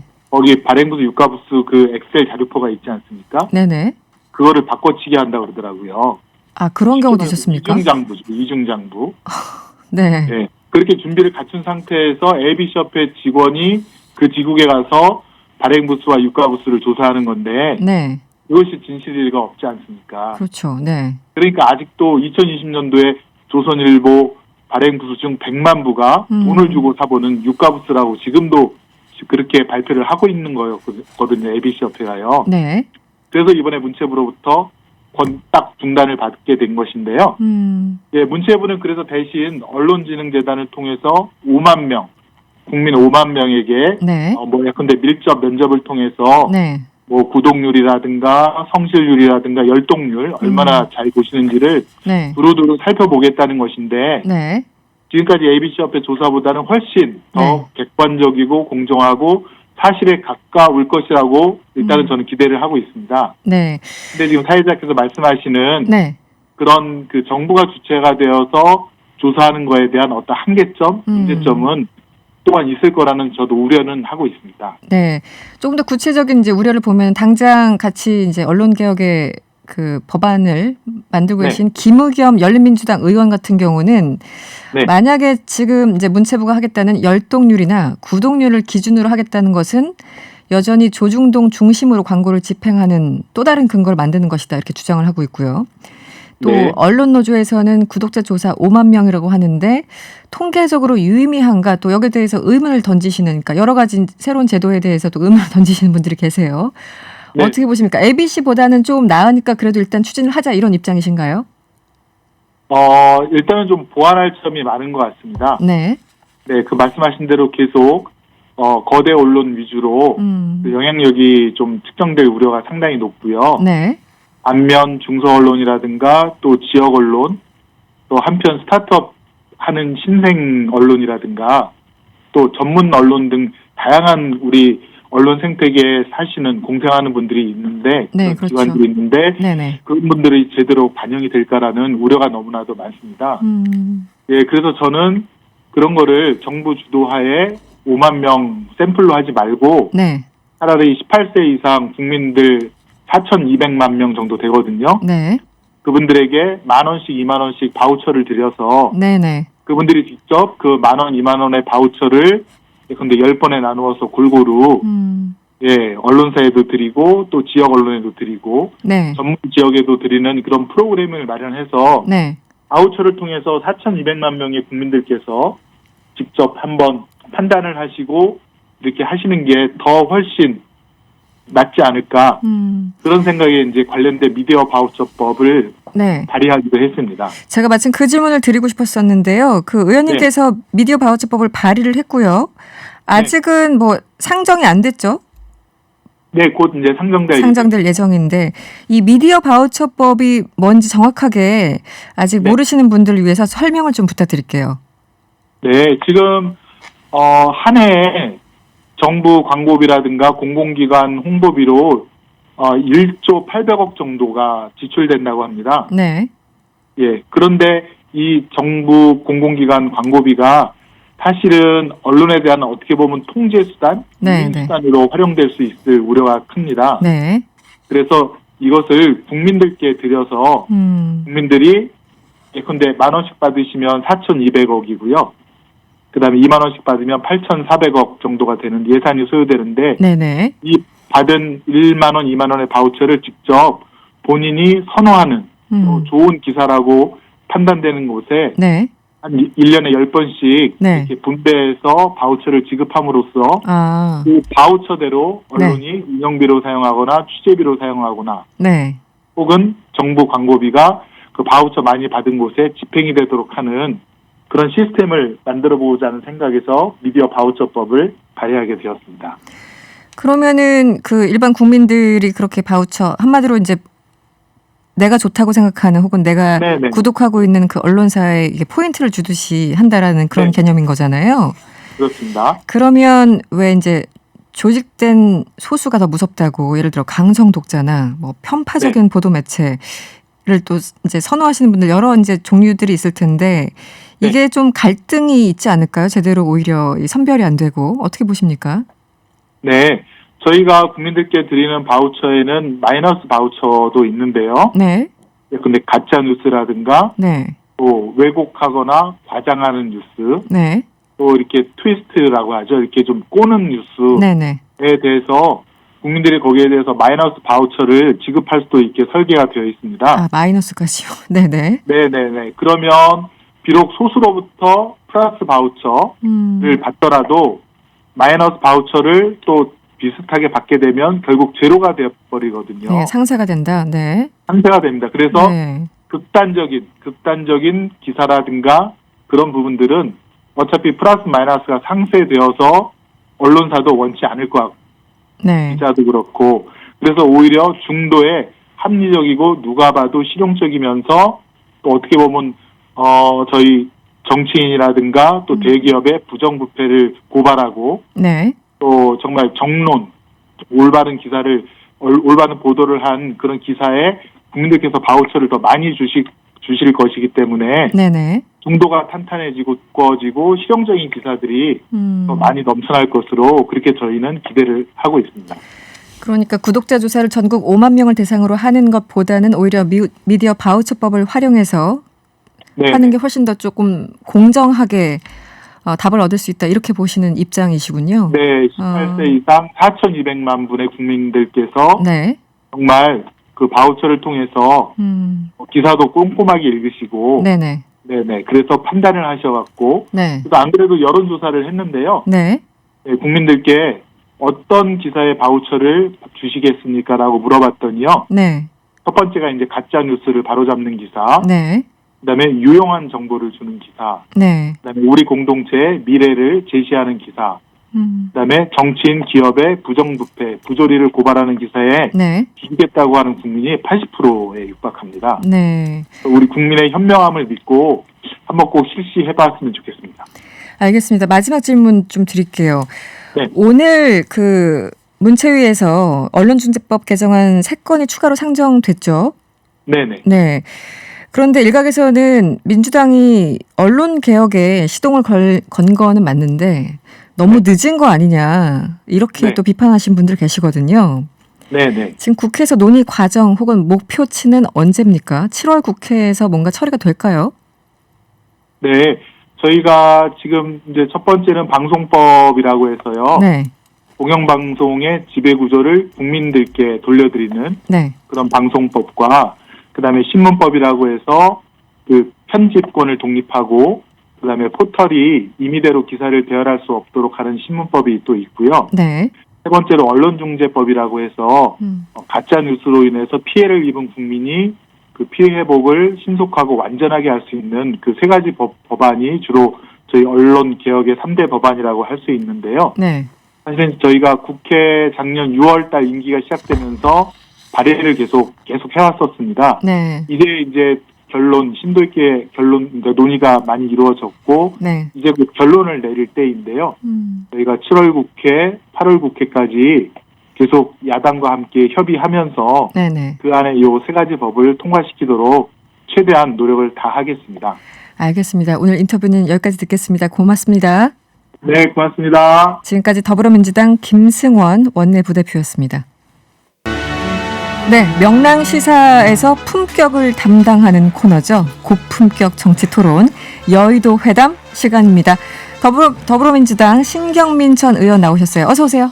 안녕하세요. 네, 그리고 오늘 새로운 분을 저희가 소개를 할게요. 국민의힘 오신환 전 의원 오셨습니다. 어서 오세요. 네, 안녕하세요. 오신환입니다. 네, 오랜만에 뵙니다. 네, 반갑습니다. 저 개인적으로는 오랜만에 네, 네. 작년에 뵀었나요? 네. 어떻게 지내셨습니까, 의원님께서? 뭐 저는 그 국회 앞에 협동조합 하우스 만들어서 네네. 예, 그거 잘 운영하고 있고요. 그럼 코로나 때문에 굉장히 애먹고 있는데 그러네요. 예, 자영업 소상공인들 정말 힘들 지경입니다. 의원님도 일종의 자영업자가 되신 건가요? 그건 아닌가요? 뭐 운영을 하고 있으니까, 운영하고 있으니까. 예, 일시적 자영업자라고 볼 수 있죠. 그 마음을 너무 잘 알겠다. 너무 많이 잘 알고 있습니다. 카페도 운영하시고 하니까. 네, 네. 알겠습니다. 신경민 의원과 오신환 의원님 이제 두 분이 같이 얘기를 좀 나눠주실 텐데 인연이 있으신가요? 뭐 방송을 같이 하거나 같이 활동하거나 인연이. 뭐 이런저런 방송에서 이런저런 방송에서. 네, 최근에 또 자주 뵙고 있습니다. 아, 그렇군요. 네, 자주 했죠. 아니, 그리고 그래서- 바로 네. 옆 지역구를 했어요.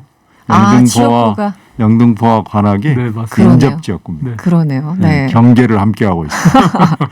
그나저나 짝꿍을 이루셨어요. 우리 그 고정 게스트였던 김영우 전 의원 저희 함께 하셨는데 박수현 전 의원이 청와대 가시더니 이번에는 김영우 의원이 또 어딘가로 사라지시고 최재형 전 감사원장 캠프 상황실장을 맡게 됐는데 신경민 의원님 네. 어떻게 보셨어요? 김영우 전 의원은 제 짝이어서 그런 게 아니고 아주 괜찮은 분이죠. 괜찮은. 그리고 최 감사원장의 입장에서 봤을 때는 좋은 사람을 데려간 거고요. 네. 김영우 전 의원이 그것을 받아들였다는 게 저는 좀 약간 깜짝 놀랐습니다. 깜짝 놀라셨어요? 네. 의외였다. 어떻게 보셨어요, 의원님? 저는 어저께 통화를 했어요. 아, 네, 저도 통화했어요. 그 소식을 듣고 네. 저는 뭐 이런 방송을 떠나서 개인적으로 굉장히 친분이 있어서 저는 또 섭섭한 마음도 왜 갑자기 최재형 전 감사원장 우리 당내 주자들이 굉장히 많은데 네, 그런 맥락에서 그랬더니 뭐 굉장히 오랜 시간 네. 최재형 전 감사원장이 정성을 들여서 설득을 했다. 설득 당했다. 그런 거죠. 뭐 본인도 여러 가지 상황 판단을 했겠죠. 고민하셨겠죠. 오 전 의원도 또 삼성까지 하신 분이기 때문에 더 큰 고민이. 어쨌든 뭐 유인태 전 사무총장 같은 경우 이제 김영우 의원 인선을 보고 깜짝 놀랐다 이런 표현도 쓰시고 제 주변에 그런 반응을 좀 하고 있습니다. 당장 이제 상황실장이자 스피커로 나서신 것 같아요. 김영우 전 의원 이런 얘기를 했습니다. 윤석열 전 총장에 대한 쏠림 현상이 있었지만 일시적이었고 이제 대세는 최재형이다. 어떻게 동의하십니까, 신경민 의원님? 가자마자 바로 네. 바로 수석 대변인 역할을 또 하시더라고요. 그렇죠. 윤석열 전 총장에 대한 평가는 저는 동의합니다. 아, 일시적인 현상? 네, 뭐 일시적이라기보다는 네. 쏠림 현상? 일단은 잠깐 현재는 그렇지만 결국은 쭉 이렇게 내려가는 길밖에는 길이 없다라고 보는 게 쏠림보다는 하향 커브를 탔다. 뭐 이렇게 보는 게 제일 정확한 표현일 거고요. 네. 대세는 최재형이라는 부분에 대해서는 그건 두고 봐야 되는 거고요. 아직은. 네, 이건 뭐 지금 가신 분이 이렇게 얘기 안 하면 이것도 뭐 문제죠. 그러니까 뭐 이 부분은 약간의 프로모션성이다. 뭐 이렇게 네. 생각합니다. 알겠습니다. 네. 어떻게 보였어요, 이 발언? 네. 네. 이제 대세는 최재형이다. 네. 어떻게 보십니까? 일단은 저희가 계속 이제 대선 주자들을 거론할 때 윤석열 전 총장의 대체조로서 최재형 전 원장을 많이 거론을 했잖아요. 네. 근데 이제 김영우 전 의원께서는 아무래도 이제 캠프에 이제 참여하는 입장에서 희망사항을 얘기한 것 같고요. 지금 워낙 이제 인지도적인 측면에서는 굉장히 이제 윤석열 전 총장에 비해서는 굉장히 미흡한 열세죠. 부분들이 있기 때문에 네네. 이제 그것을 극복해야 되는 문제가 남아 있을 것 같고요. 또 이제 윤석열 전 총장과는 길이 다른 방향으로 지금 가고 있다라고 보여지거든요. 그러니까 상당히 국민의힘의 입당이 굉장히 빠르게 진행될 수 있는 측면이 있기 때문에 저는 윤석열 전 총장과 최재형 전 원장은 이미 길을 다른 방향으로 갔다. 저는 이렇게 보기 때문에 서로 비교하기는 좀 적절하지 않은 것 같은 생각이 듭니다. 지금 시점에서는 네. 당장 말씀하신 그 입당 수순인지 모르겠으나 오늘 최재형 전 감사원장이 국민의힘 권영세 대외 협력위원장 맡고 계시잖아요. 권영세 의원 만난다는데 이게 어떤 의미가 있을까요? 물론 윤석열 전 총장도 만났지만. 권영세 위원장과는 개인적인 친분도 있어요. 최재형 전 원장과 같은 과에 같은 대학 같은 과에 같은 연구회의 2년 후배가 이제 권영세 전 위원장이고요. 네, 의원이 윤석열 총장은 2년 후배고, 네, 그래서 그런 인연들 때문에 아마 이준석 대표가 대외협력위원장을 맡겨서 이제 저희가 당 내외적인 야권의 주자들을 한 플랫폼에 묶어낼 수 있도록 하는 역할을 부여한 것 같고요.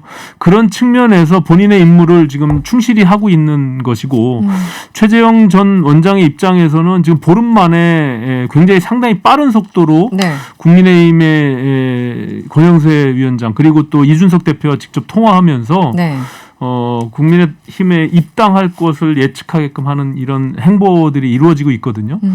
저는 뭐 이미 방향을 그쪽으로 이제 잡고서 윤석열 전 총장의 앞서간 길에 대해서 뭔가 좀 평가하고 그것이 굉장히 리스크가 있다라고 본 것이 아닌가 저는 이렇게 보여집니다. 네.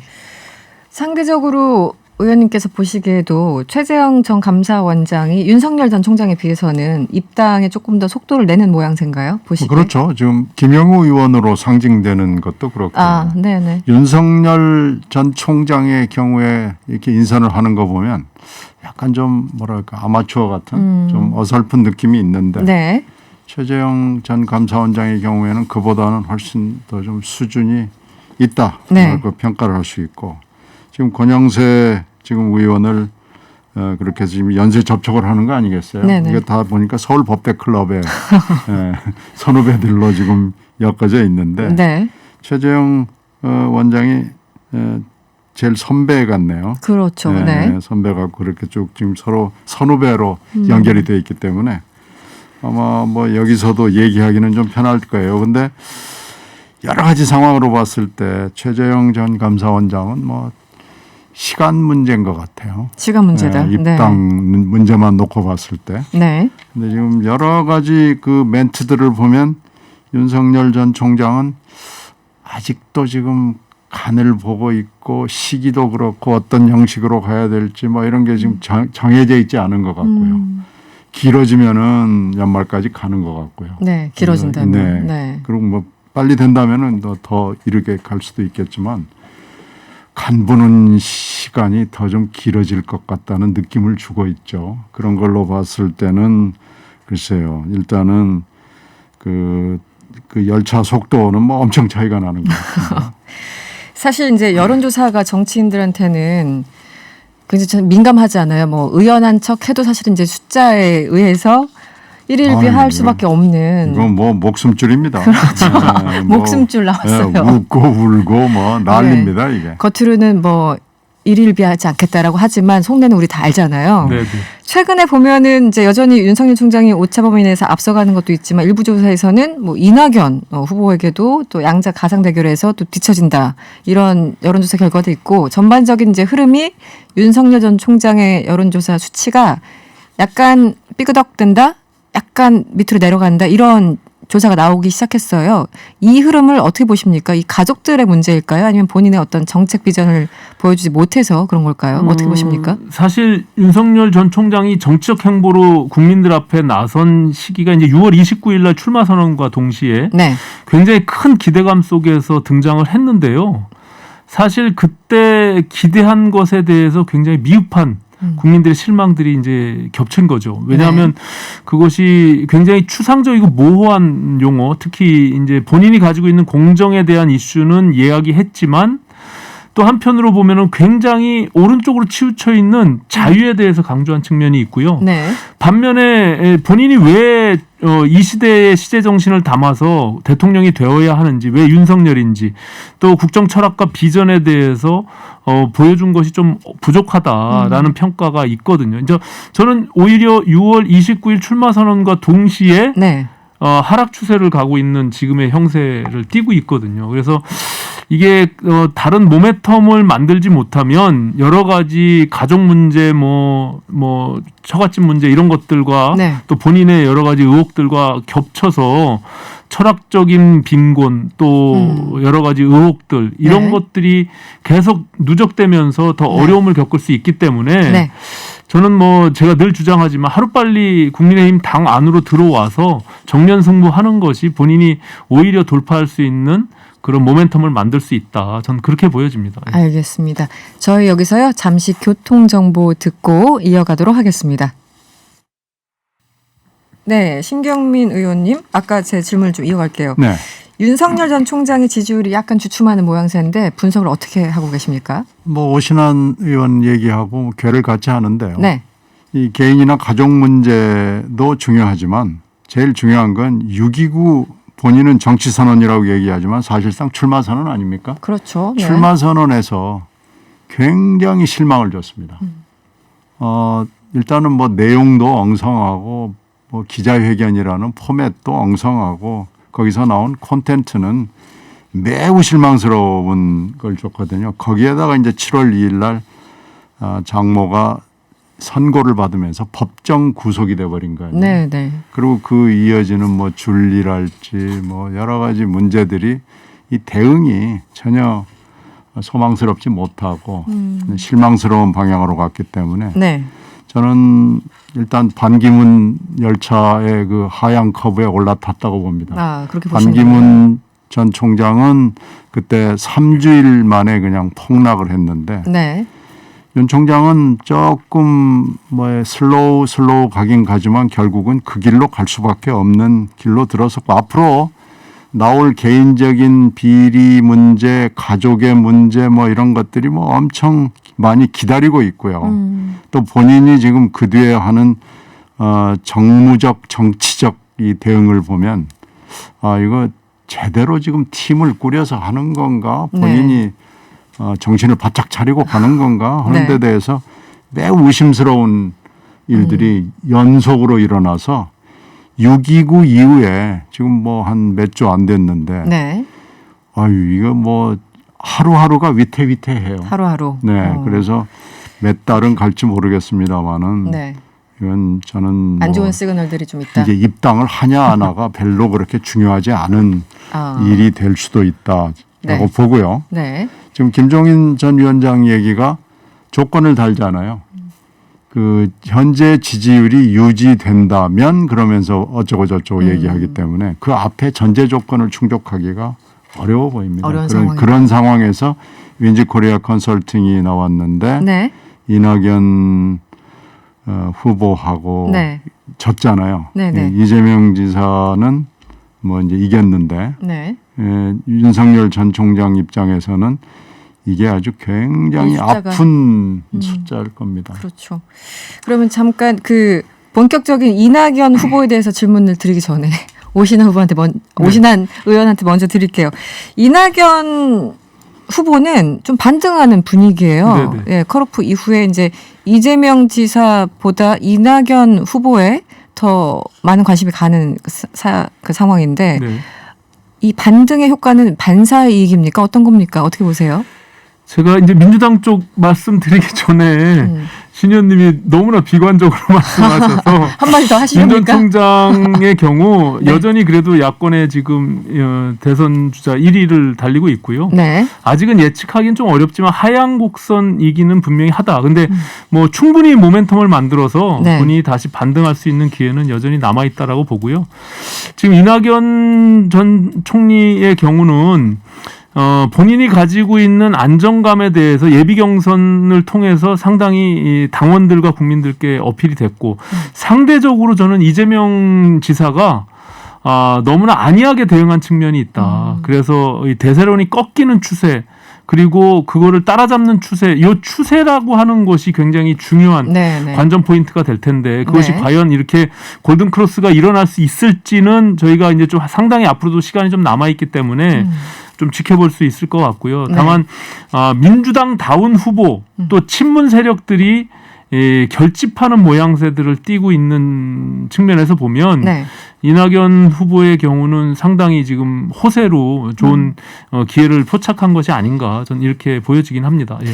지금 이낙연 후보에 대해서 이재명 지사가 조금 못해서 반사이익이다 아니다 고유의 어떤 그 내용들을 평가받는 거다 의견이 약간 엇갈리는데 의원님 하실 말씀 많으실 것 같아요. 뭐 두 가지가 다 있는 거죠. 이재명 후보에 대한 평가 그리고 이낙연 후보에 대한 평가. 뭐 이것이 지금 하나는 상승세고 하나는 하향세고 그런데요. 이재명 후보가 이 4번에 걸친 토론과 국민 면접 그리고 정책 언팩쇼 이 6번의 이벤트가 있었는데 6번의 이벤트에서 패착을 둔 겁니다. 아마 전략을 뭐 그냥 적당히 하는 걸로 생각한 것 같아요. 토론 때문에 지고 이기는 경우는 없다라는 정가에서 흘러다니는 그 첨언이 있거든요. 그걸 아마 철저히 믿었던 것 같은데 토론 때문에 되지는 않지만 토론 때문에 떨어지는 경우는 우리가 많이 봤습니다. 안 되긴 한다. 그러니까 토론은 물론 시청률도 낮고요. 그렇지만 토론으로 해가지고 언론에 주는 영향 그리고 SNS에 주는 영향은 심대하거든요. 근데 여기서 이제 평년작을 하면은 그냥 그렇게 가는데 저는 그 4번의 토론과 뭐 이걸 이벤트를 꼼꼼히 모니터를 해본 결과로 보면 이재명 후보가 전혀 준비 없이 그냥 준비 안 하는 전략을 채택한 거예요. 오히려 그렇게 보십니까?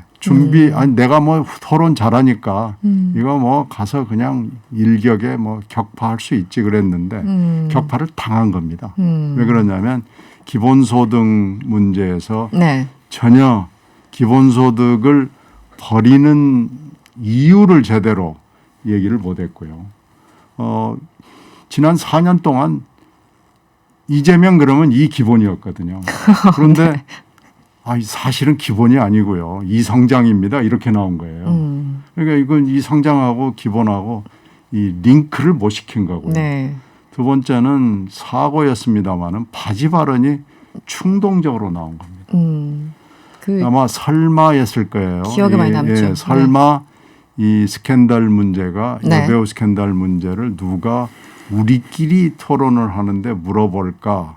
그것 때문에 본인이 여러 번 사과를 했고 여러 번 고개를 숙였거든요. 그래서 이걸로 정리되고 우리끼리 하는 토론에서는 통과가 그냥 될 거다라고 생각을 했는데 그것을 정세균 총리가 뜻밖에도 거론을 한 겁니다. 질문자가 오히려 더. 그런데 더 당황스러운 답변이 바지 발언이 나오면서 이게 그냥 엄청난 충격을 줬고요. 알겠습니다. 그 뒤에 제대로 사과도 안 됐고 그래서 이 두 가지 요인 때문에 예비 경선을 망친 거죠. 네. 그러면서 이낙연 후보가 돋보인 거죠. 이게 네. 이제 코로나 국면이기 때문에 네. 다른 선거 상황하고 좀 많이 달라요. 왜냐하면은 이게 토론에서 발생되는 여러 가지 이슈들을 언론이 다룰 수밖에 없고 네. 후보 캠프 측에서는 뭐 기획 일정이나 네. 다른 이슈 파이팅을 하기가 굉장히 어려운 측면이 있기 때문에 그 토론 속에 있었던 내용들을 언론이 계속 재가공해서 이게 이슈를 만들어내거든요. 근데 지금 신 의원님 말씀하신 대로 이재명 지사가 다소 좀 안이하게 대응하고 네. 예, 이거를 방어적 측면에서만 대응하다 보니까 네. 이제 예비 경선 끝나고 캠프 내에서 많은 논란이 있었을 겁니다. 그래서 이제서야 다시 본연의 이재명의 모습을 찾겠다라고 하면서 굉장히 공격적인 지금 상황으로 나오고는 있는데 예비 경선 기간 중에는 지금 평가하신 대로 그런 어떤 패착이 좀 있었다. 네. 저는 그렇게 보여집니다. 시간이 많지 않은데 30초씩 있을 것 같아요. 30초씩 예. 죄송합니다만 이준석 리스크 시작됐다. 동의하십니까? 저는 뭐 그건 또 동의하기 좀 어렵고요. 네. 예, 현재 이준석 현상에 의해서 네. 국민의힘이 그동안 달려온 시간들이 굉장히 컸고요. 네. 지금 뭐 전국민 재난지원금 그 하나만 가지고 네. 이준석의 리스크라고 보기에는 좀 무리가 있다. 그리고 굉장히 학습 능력이 뛰어난 사람이기 때문에 저는 이것을 반면교사 삼아서 네, 네. 오늘의 태도를 봐도 저는 충분히 이 돌파해내면서 극복할 수 또 있다. 다양하게 원내하고 소통하고 그렇게 진행을 할 것이다. 이렇게 보여집니다. 예. 네. 신경민 의원님. 뭐 예상됐던 사고고요. 네. 근데 그렇게 하고도 또 방송에 나와서 또 얘기하더라고요. 그러니까 지금은 대표로서의 그 품격을 찾고 실력을 연마해야 될 시간입니다. 지금 네. 이렇게 결국 방송으로 흥하면 잘못하면 말로 망하는 수가 있거든요. 네. 이걸 조심해야 그렇군. 됩니다. 지금 네. 굉장히 위기죠. 이걸 잘 극복하지 않으면 대표 앞으로도 많이 남았는데 또 많은 일이 있을 텐데 잘해야 될 겁니다. 알겠습니다. 오늘 여기서 여의도 회담 마무리하겠습니다. 지금까지 더불어민주당 신경민 전 의원 그리고 국민의힘 오신환 전 의원과 함께했습니다. 오늘 고맙습니다. 네, 감사합니다. 서울 시민을 위한 정보 공유의 허브죠. 인서울 코너입니다. 오늘은 악성 부채나 빚으로 고통받는 분들을 위한 무료 상담에 관한 내용을 들어볼 텐데요. 서울금융복지상담센터 박정만 센터장과 전화 연결되어 있습니다. 센터장님 안녕하세요. 예, 안녕하십니까. 네. 서울시민 가계부채비상구 서울금융복지상담센터 박종만입니다. 네, 반갑습니다. 먼저 금융복지상담센터 처음 들어보시는 분들도 계실 텐데요. 어떤 일을 하는 곳인지 설명 좀 부탁드리겠습니다. 예, 저희 서울시민 중에는 그 악성 부채 때문에 고통받고 있거나 카드 빚으로 돌려막기 중에 계신 분들이 많지요. 네네. 근데 사실 이런 빚 문제는 가까운 친구나 가족에게도 얘기하기가 어렵습니다. 네. 저희는 이렇게 빚 문제로 막다른 상황에 계신 분들과 공감하면서 다시 시작할 수 있도록 지원해드리는 상담센터이고요. 네. 좀 더 말씀을 드리면 공공재무 상담이나 교육을 통해서 부채가 악성화되는 것을 예방하고요. 네. 뭐 개인 파산이나 개인 회생을 지원하는 악성 부채로부터의 해방 사업이 있습니다. 네. 지난 8년 동안 저희 센터를 찾아주신 4만 1,000명 중에 8,130명 네. 서울 시민의 악성 부채 2조 406억 원을 저희가 법률적으로 면책되도록 저희가 지원했고요. 네. 또 임대주택이나 일자리 등 복지 서비스를 연계해서 그 부채의 악순환의 고리를 끊고 있습니다. 예. 8,000명 넘는 분들이 악성 부채 2조 400억 원 정도를 법률적으로 아예 면책되도록 지원을 하신 거군요. 그렇습니다. 이 금융복지상담센터도 신용회복위원회처럼 빚을 뭐 유예하거나 감면하는 기능을 하는 건가요? 그렇다면? 예, 뭐 상담을 해서 네. 뭐 빚의 유예 또는 감면이 필요한다 이렇게 판단이 되면 신용회복위원회로 저희도 신속하게 연결도 하지만 저희는 그 서울회생법원 그리고 변호사들의 협력을 통해서 네. 개인 파산, 회생을 지원한다는 차이가 있고요. 네. 2017년부터 저희가 매년 서울회생법원 연간 개인 파산 사건의 10%를 저희 센터 사건이 차지해서 서울에서 개인 파산을 하시는 분 10명 중에 1명은 저희 센터 사건이라고 생각하시면 됩니다. 다만 그 사기나 횡령처럼 이렇게 범죄로 발생한 채무 네. 또는 조세 채무는 네. 현행법에 따라 면책되기가 좀 어렵고요. 보통은 사업 실패나 빚을 갚지 못하는 한계에 다다르신 분들이 저희 센터를 많이 찾아주십니다. 네. 센터에서 대출이나 대환도 혹시 해주시나요? 저희가 그 상담을 해보면 네. 풀 수 없는 한계 상황에서의 대출이 당장은 좋지만 나중에는 좀 독이 되는 측면이 있다 보니까 네네. 대출 상담이나 상품을 취급하고 있지는 않습니다. 대신 필요하신 분들은 저희가 서민금융진흥원 쪽으로 네. 많이 안내하고 있습니다. 네. 관심이 있으신 분들이 많이 계실 텐데요. 이 센터를 어떤 분들이 어떻게 활용할 수 있는지, 이용할 수 있는지 설명 좀 부탁드릴게요. 예, 저희 센터는 뭐 소득이 있고 뭐 부채 빚이 있으시면 서울시민 누구나 저희 센터를 이용하실 수 있고요. 인터넷에서 서울금융복지 이렇게 찾아보시면 상담 신청이나 사업 내용도 다양하게 알아볼 수 있습니다. 저희가 구청을 포함해서 한 14개 지역센터가 있거든요. 네. 그다음에 그리고 상담 비용은 물론 무료입니다. 마지막으로 전하고 싶은 말씀 있으면 부탁드릴게요.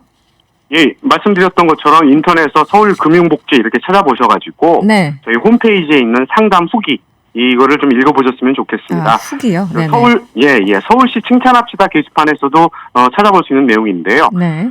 대부분 그 악성 부채로 어려움을 겪다가 막다른 상황에서 저희 센터와 함께 굳은 의지로 극복하신 시민분들이 직접 써주신 글들입니다. 네네. 문제 해결 방법을 저희가 함께 찾아봐 드리니까 힘들다 좌절하지 마시고요. 전화 한 번씩 한번 해봐 주셨으면 좋겠습니다. 네, 오늘 말씀 잘 들었습니다. 고맙습니다. 예, 고맙습니다. 네, 지금까지 서울금융복지상담센터 박정만 센터장이었습니다.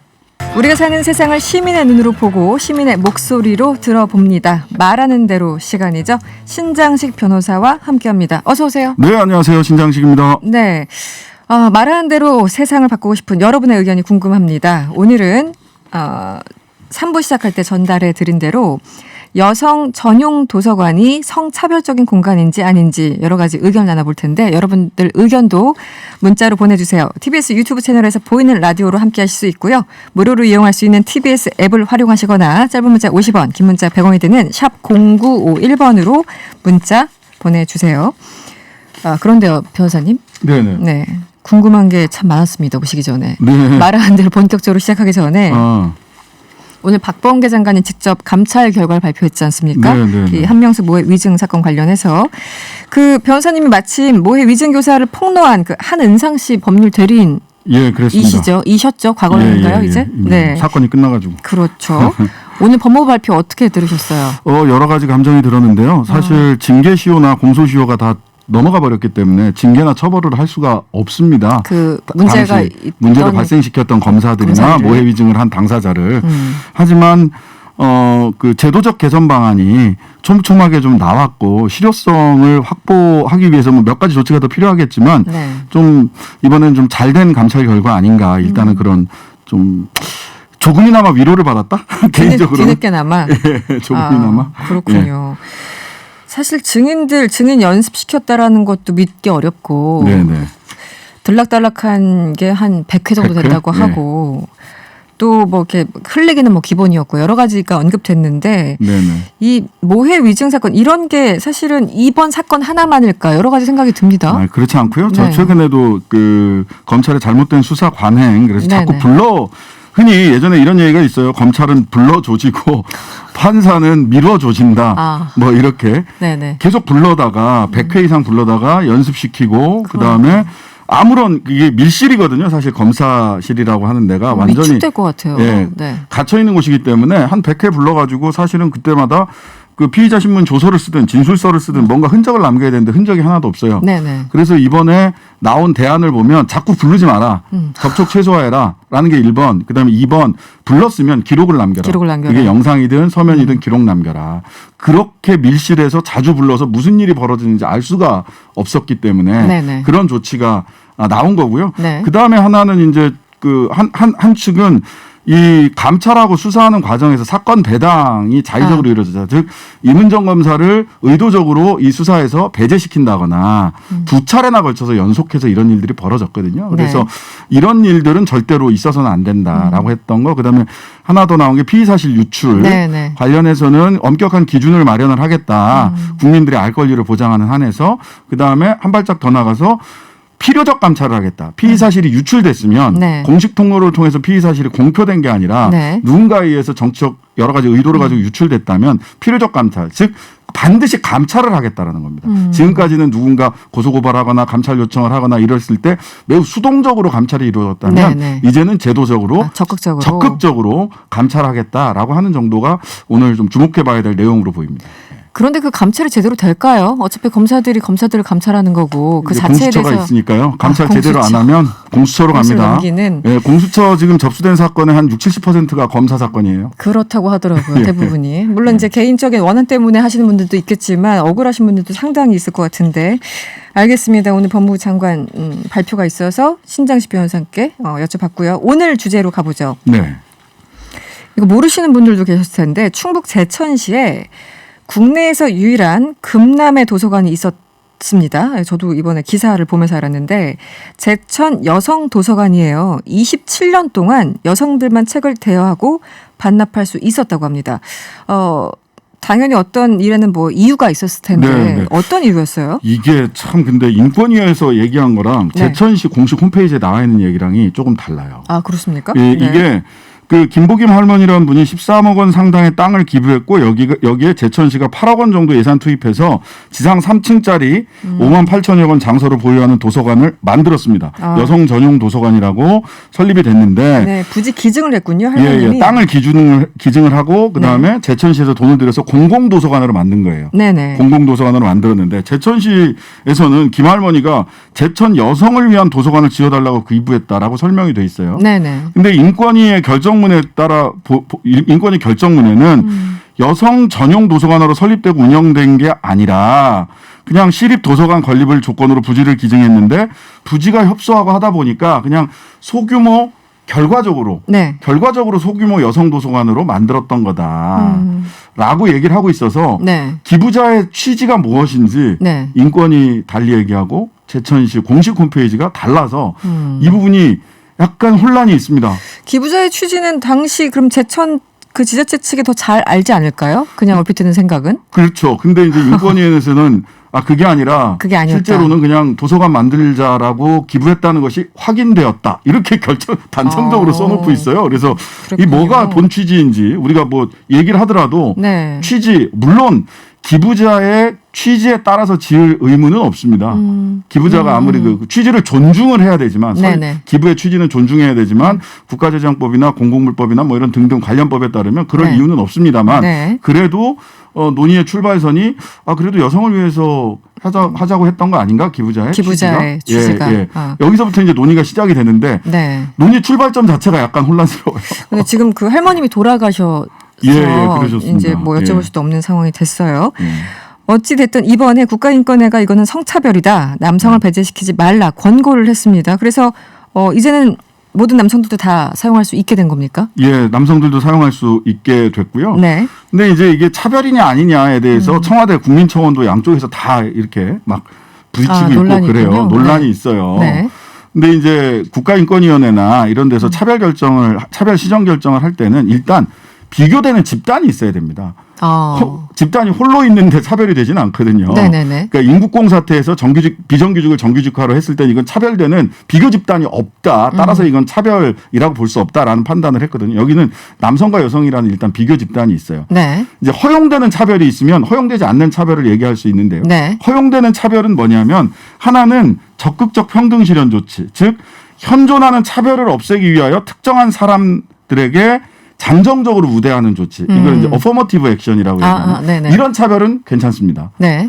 그다음에 합리적 차별이라고 이야기하는 합리성이 있다. 여기는 이럴 수밖에 없다라고 하는 합리적 차별은 인정이 됩니다. 네. 그 이외의 차별은 인정이 안 되는데요. 여기는 뭐 기능적으로나 남성 여성이 같이 들어가서 같이 도서관을 사용할 수 있다라고 하는 판단을 했는데 또 이제 여성들 같은 경우는 밤늦게까지 열람실에서 공부하는데 남녀가 좀 구분돼서 여성들의 불안감이라든지 이런 부분들이 좀 해소되어야 되지 않겠느냐. 불안하다 사실. 네. 이렇게 얘기를 하거든요. 네. 근데 이제 인권위원회에서는 그런 불안감은 도서관의 문제가 아니라 방범과 보안의 문제다. 네. 방범과 보안으로 해결해야지 도서관을 다르게 짓는 것으로 여성 전용 공간을 만드는 것으로 해결할 수 있는 건 아니다. 그건 이제 역차별, 차별이다. 예, 그래서 차별이니까 남성, 여성이 같이 사용할 수 있게 하라라는 결정을 했어요.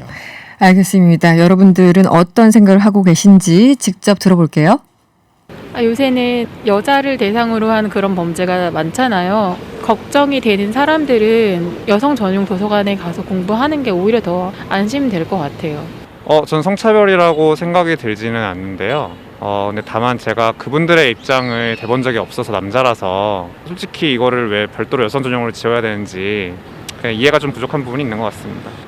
일단 크게 보면 성별은 일단 두 개고 그 중에 하나가 출입을 못하는 형태인 거잖아요. 그러면 차별이라고 느낄 수 있겠죠? 공평하지가 않다고 생각해서 이렇게 여성 전용 도서관이 있으면 당연히 남성 전용 도서관도 뭐 이미 존재하거나 아니면 개설할 계획이 있다거나 방향으로 가야 한다고 생각합니다. 네, 의견이 뭐 여러 가지 다양하게 그 각자의 또 합리적인 이유가 있어요. 뭐 여성 전용이 있으면 남성 전용도 있어야 된다 이런 의견도 있었고. 그 아까 말씀하신 것처럼 국민 차원에서도 굉장히 뜨거운가 봐요, 이 문제가. 예, 그렇습니다. 인권위 공고에 반대하는 청원, 여성에게 주어지지 않았던 교육계의 불평등 해소하기 위해 설립된 도서관인데 네. 설립자의 의견에 따른 성차별 운영하는 것에 대해서 성차별이라고 판단하는 건 제거돼야 된다. 설립 의의대로 지켜져야 한다. 이렇게 얘기를 하시는데 이 설립 의의가 지금 혼란스러워가지고 이게 좀 정확하게 정리를 좀 할 필요가 있을 것 같고요. 네. 인권위 권고를 옹호하는 입장에서는 특별 성별에게 출입권을 주는 것은 정당하지 못하고 양성평등으로 가는 흐름에 저해된다는 주장도 있습니다. 네. 문학소녀님이 문자 주셨는데요. 성대결로 너무 치부되는 것은 아닌가요? 이렇게 반문하시면서 그렇다면 어린이 도서관도 차별적인 공간이니까 어른 도서관도 만들고 해야 하는 건지 헷갈리네요. 정말 이런 문자 주셨고 8081번님, 제가 살고 있는 제천이 나와서 깜짝 놀랐어요. 성평등을 생각한다면 남성 전용 도서관을 만들면 해결될 것 같습니다. 또 이런 다양한 의견 주셨습니다. 지금 이것뿐만 아니라 다른 문제도 있어요. 여성 전용 행복주택도 성차별이다. 인권위 권고, 판단이 있었습니다. 인권위가 이것을 성차별로 본 근거는 어떤 건가요? 이게 원래는 여기가 여성 전용 아파트였었어요. 그런데 원래 그쪽에 이제 여성들이 많이 있고 저 구로동 가도 여성 전용 기숙사 이런 것도 있습니다. 그렇죠. 예전에 여성 노동자들이 많이 살던 곳이라서. 근데 이제 재건축을 하는데 또 여성 전용을 그대로 했단 말이죠. 근데 그 동네에 사는 사람들의 인구 성비가 다 바뀌었어요. 여성들만 많이 살던 게 아니라 이제는 남녀가 다 살고 있단 말이죠. 그다음에 요즘 워낙 주택 시장이 어렵고 힘드니까 그렇죠. 부동산이 행복주택이 굉장히 특혜가 되는 겁니다. 그렇죠. 네. 요즘 집값이 너무 비싸니까. 네, 들어가는 사람한테는. 그러니까 합리적 차별의 이유가 없다. 그러니까 여기서는 합리성. 남성과 여성이라는 비교 집단이 있고요. 그다음에 역차별이 필요한 영역은 아니다. 그렇다면 합리성이라고 하는 기준이 들어오는데 주변의 성비가 다 바뀌었다. 이러면서 요거는 남녀 차별, 합리적 차별이라고 보기 어렵다. 이게 비슷한 게 뭐가 있었냐면요. 기숙사, 기숙사 여성은 85%, 남성은 15%. 처음에는 그 비율이 맞았어요. 근데 남자들은 한 이제 20-30% 이상 남성들도 그 기숙사에 들어가고 싶어 하거든요. 근데 여전히 85대 15를 유지하니까 야, 이거는 차별이다. 라고 인권위원회에서 결정한 사항도 있거든요. 그러니까 합리성이 있느냐, 그 주변 조건, 성비 이런 게 변화했느냐 이런 것까지 고려를 해야 된다. 네. 알겠습니다. 여성 임대주택에 대해서 시민들은 어떤 생각을 하고 있을지 잠시 들어보시죠. 그러니까 남성의 안전도 중요한 부분이니까 같이 만들면 좋지 않을까. 여성 전용 임대주택 따로, 남성 전용 임대주택 따로 같이 만들면 좋지 않을까 생각해요. 여성 전용으로만 그렇게 뭔가 계속 만들어 버리면 오히려 양성 평등을 저해하는 요인이지 않을까라고 생각해요. 주거의 문제는 안전한 공간의 확보에 중점을 둬야 되니까 특정 성별이 출입 가능한 공간이면 저는 그건 차별이 아닐 거라고 생각해요. 주거 공간의 경우에는 화장실이나 휴게 공간하고 크게 다르지 않을 거라 생각하거든요. 안전하게 뭔가 사생활이 보호가 되어야 하는 공간이니까.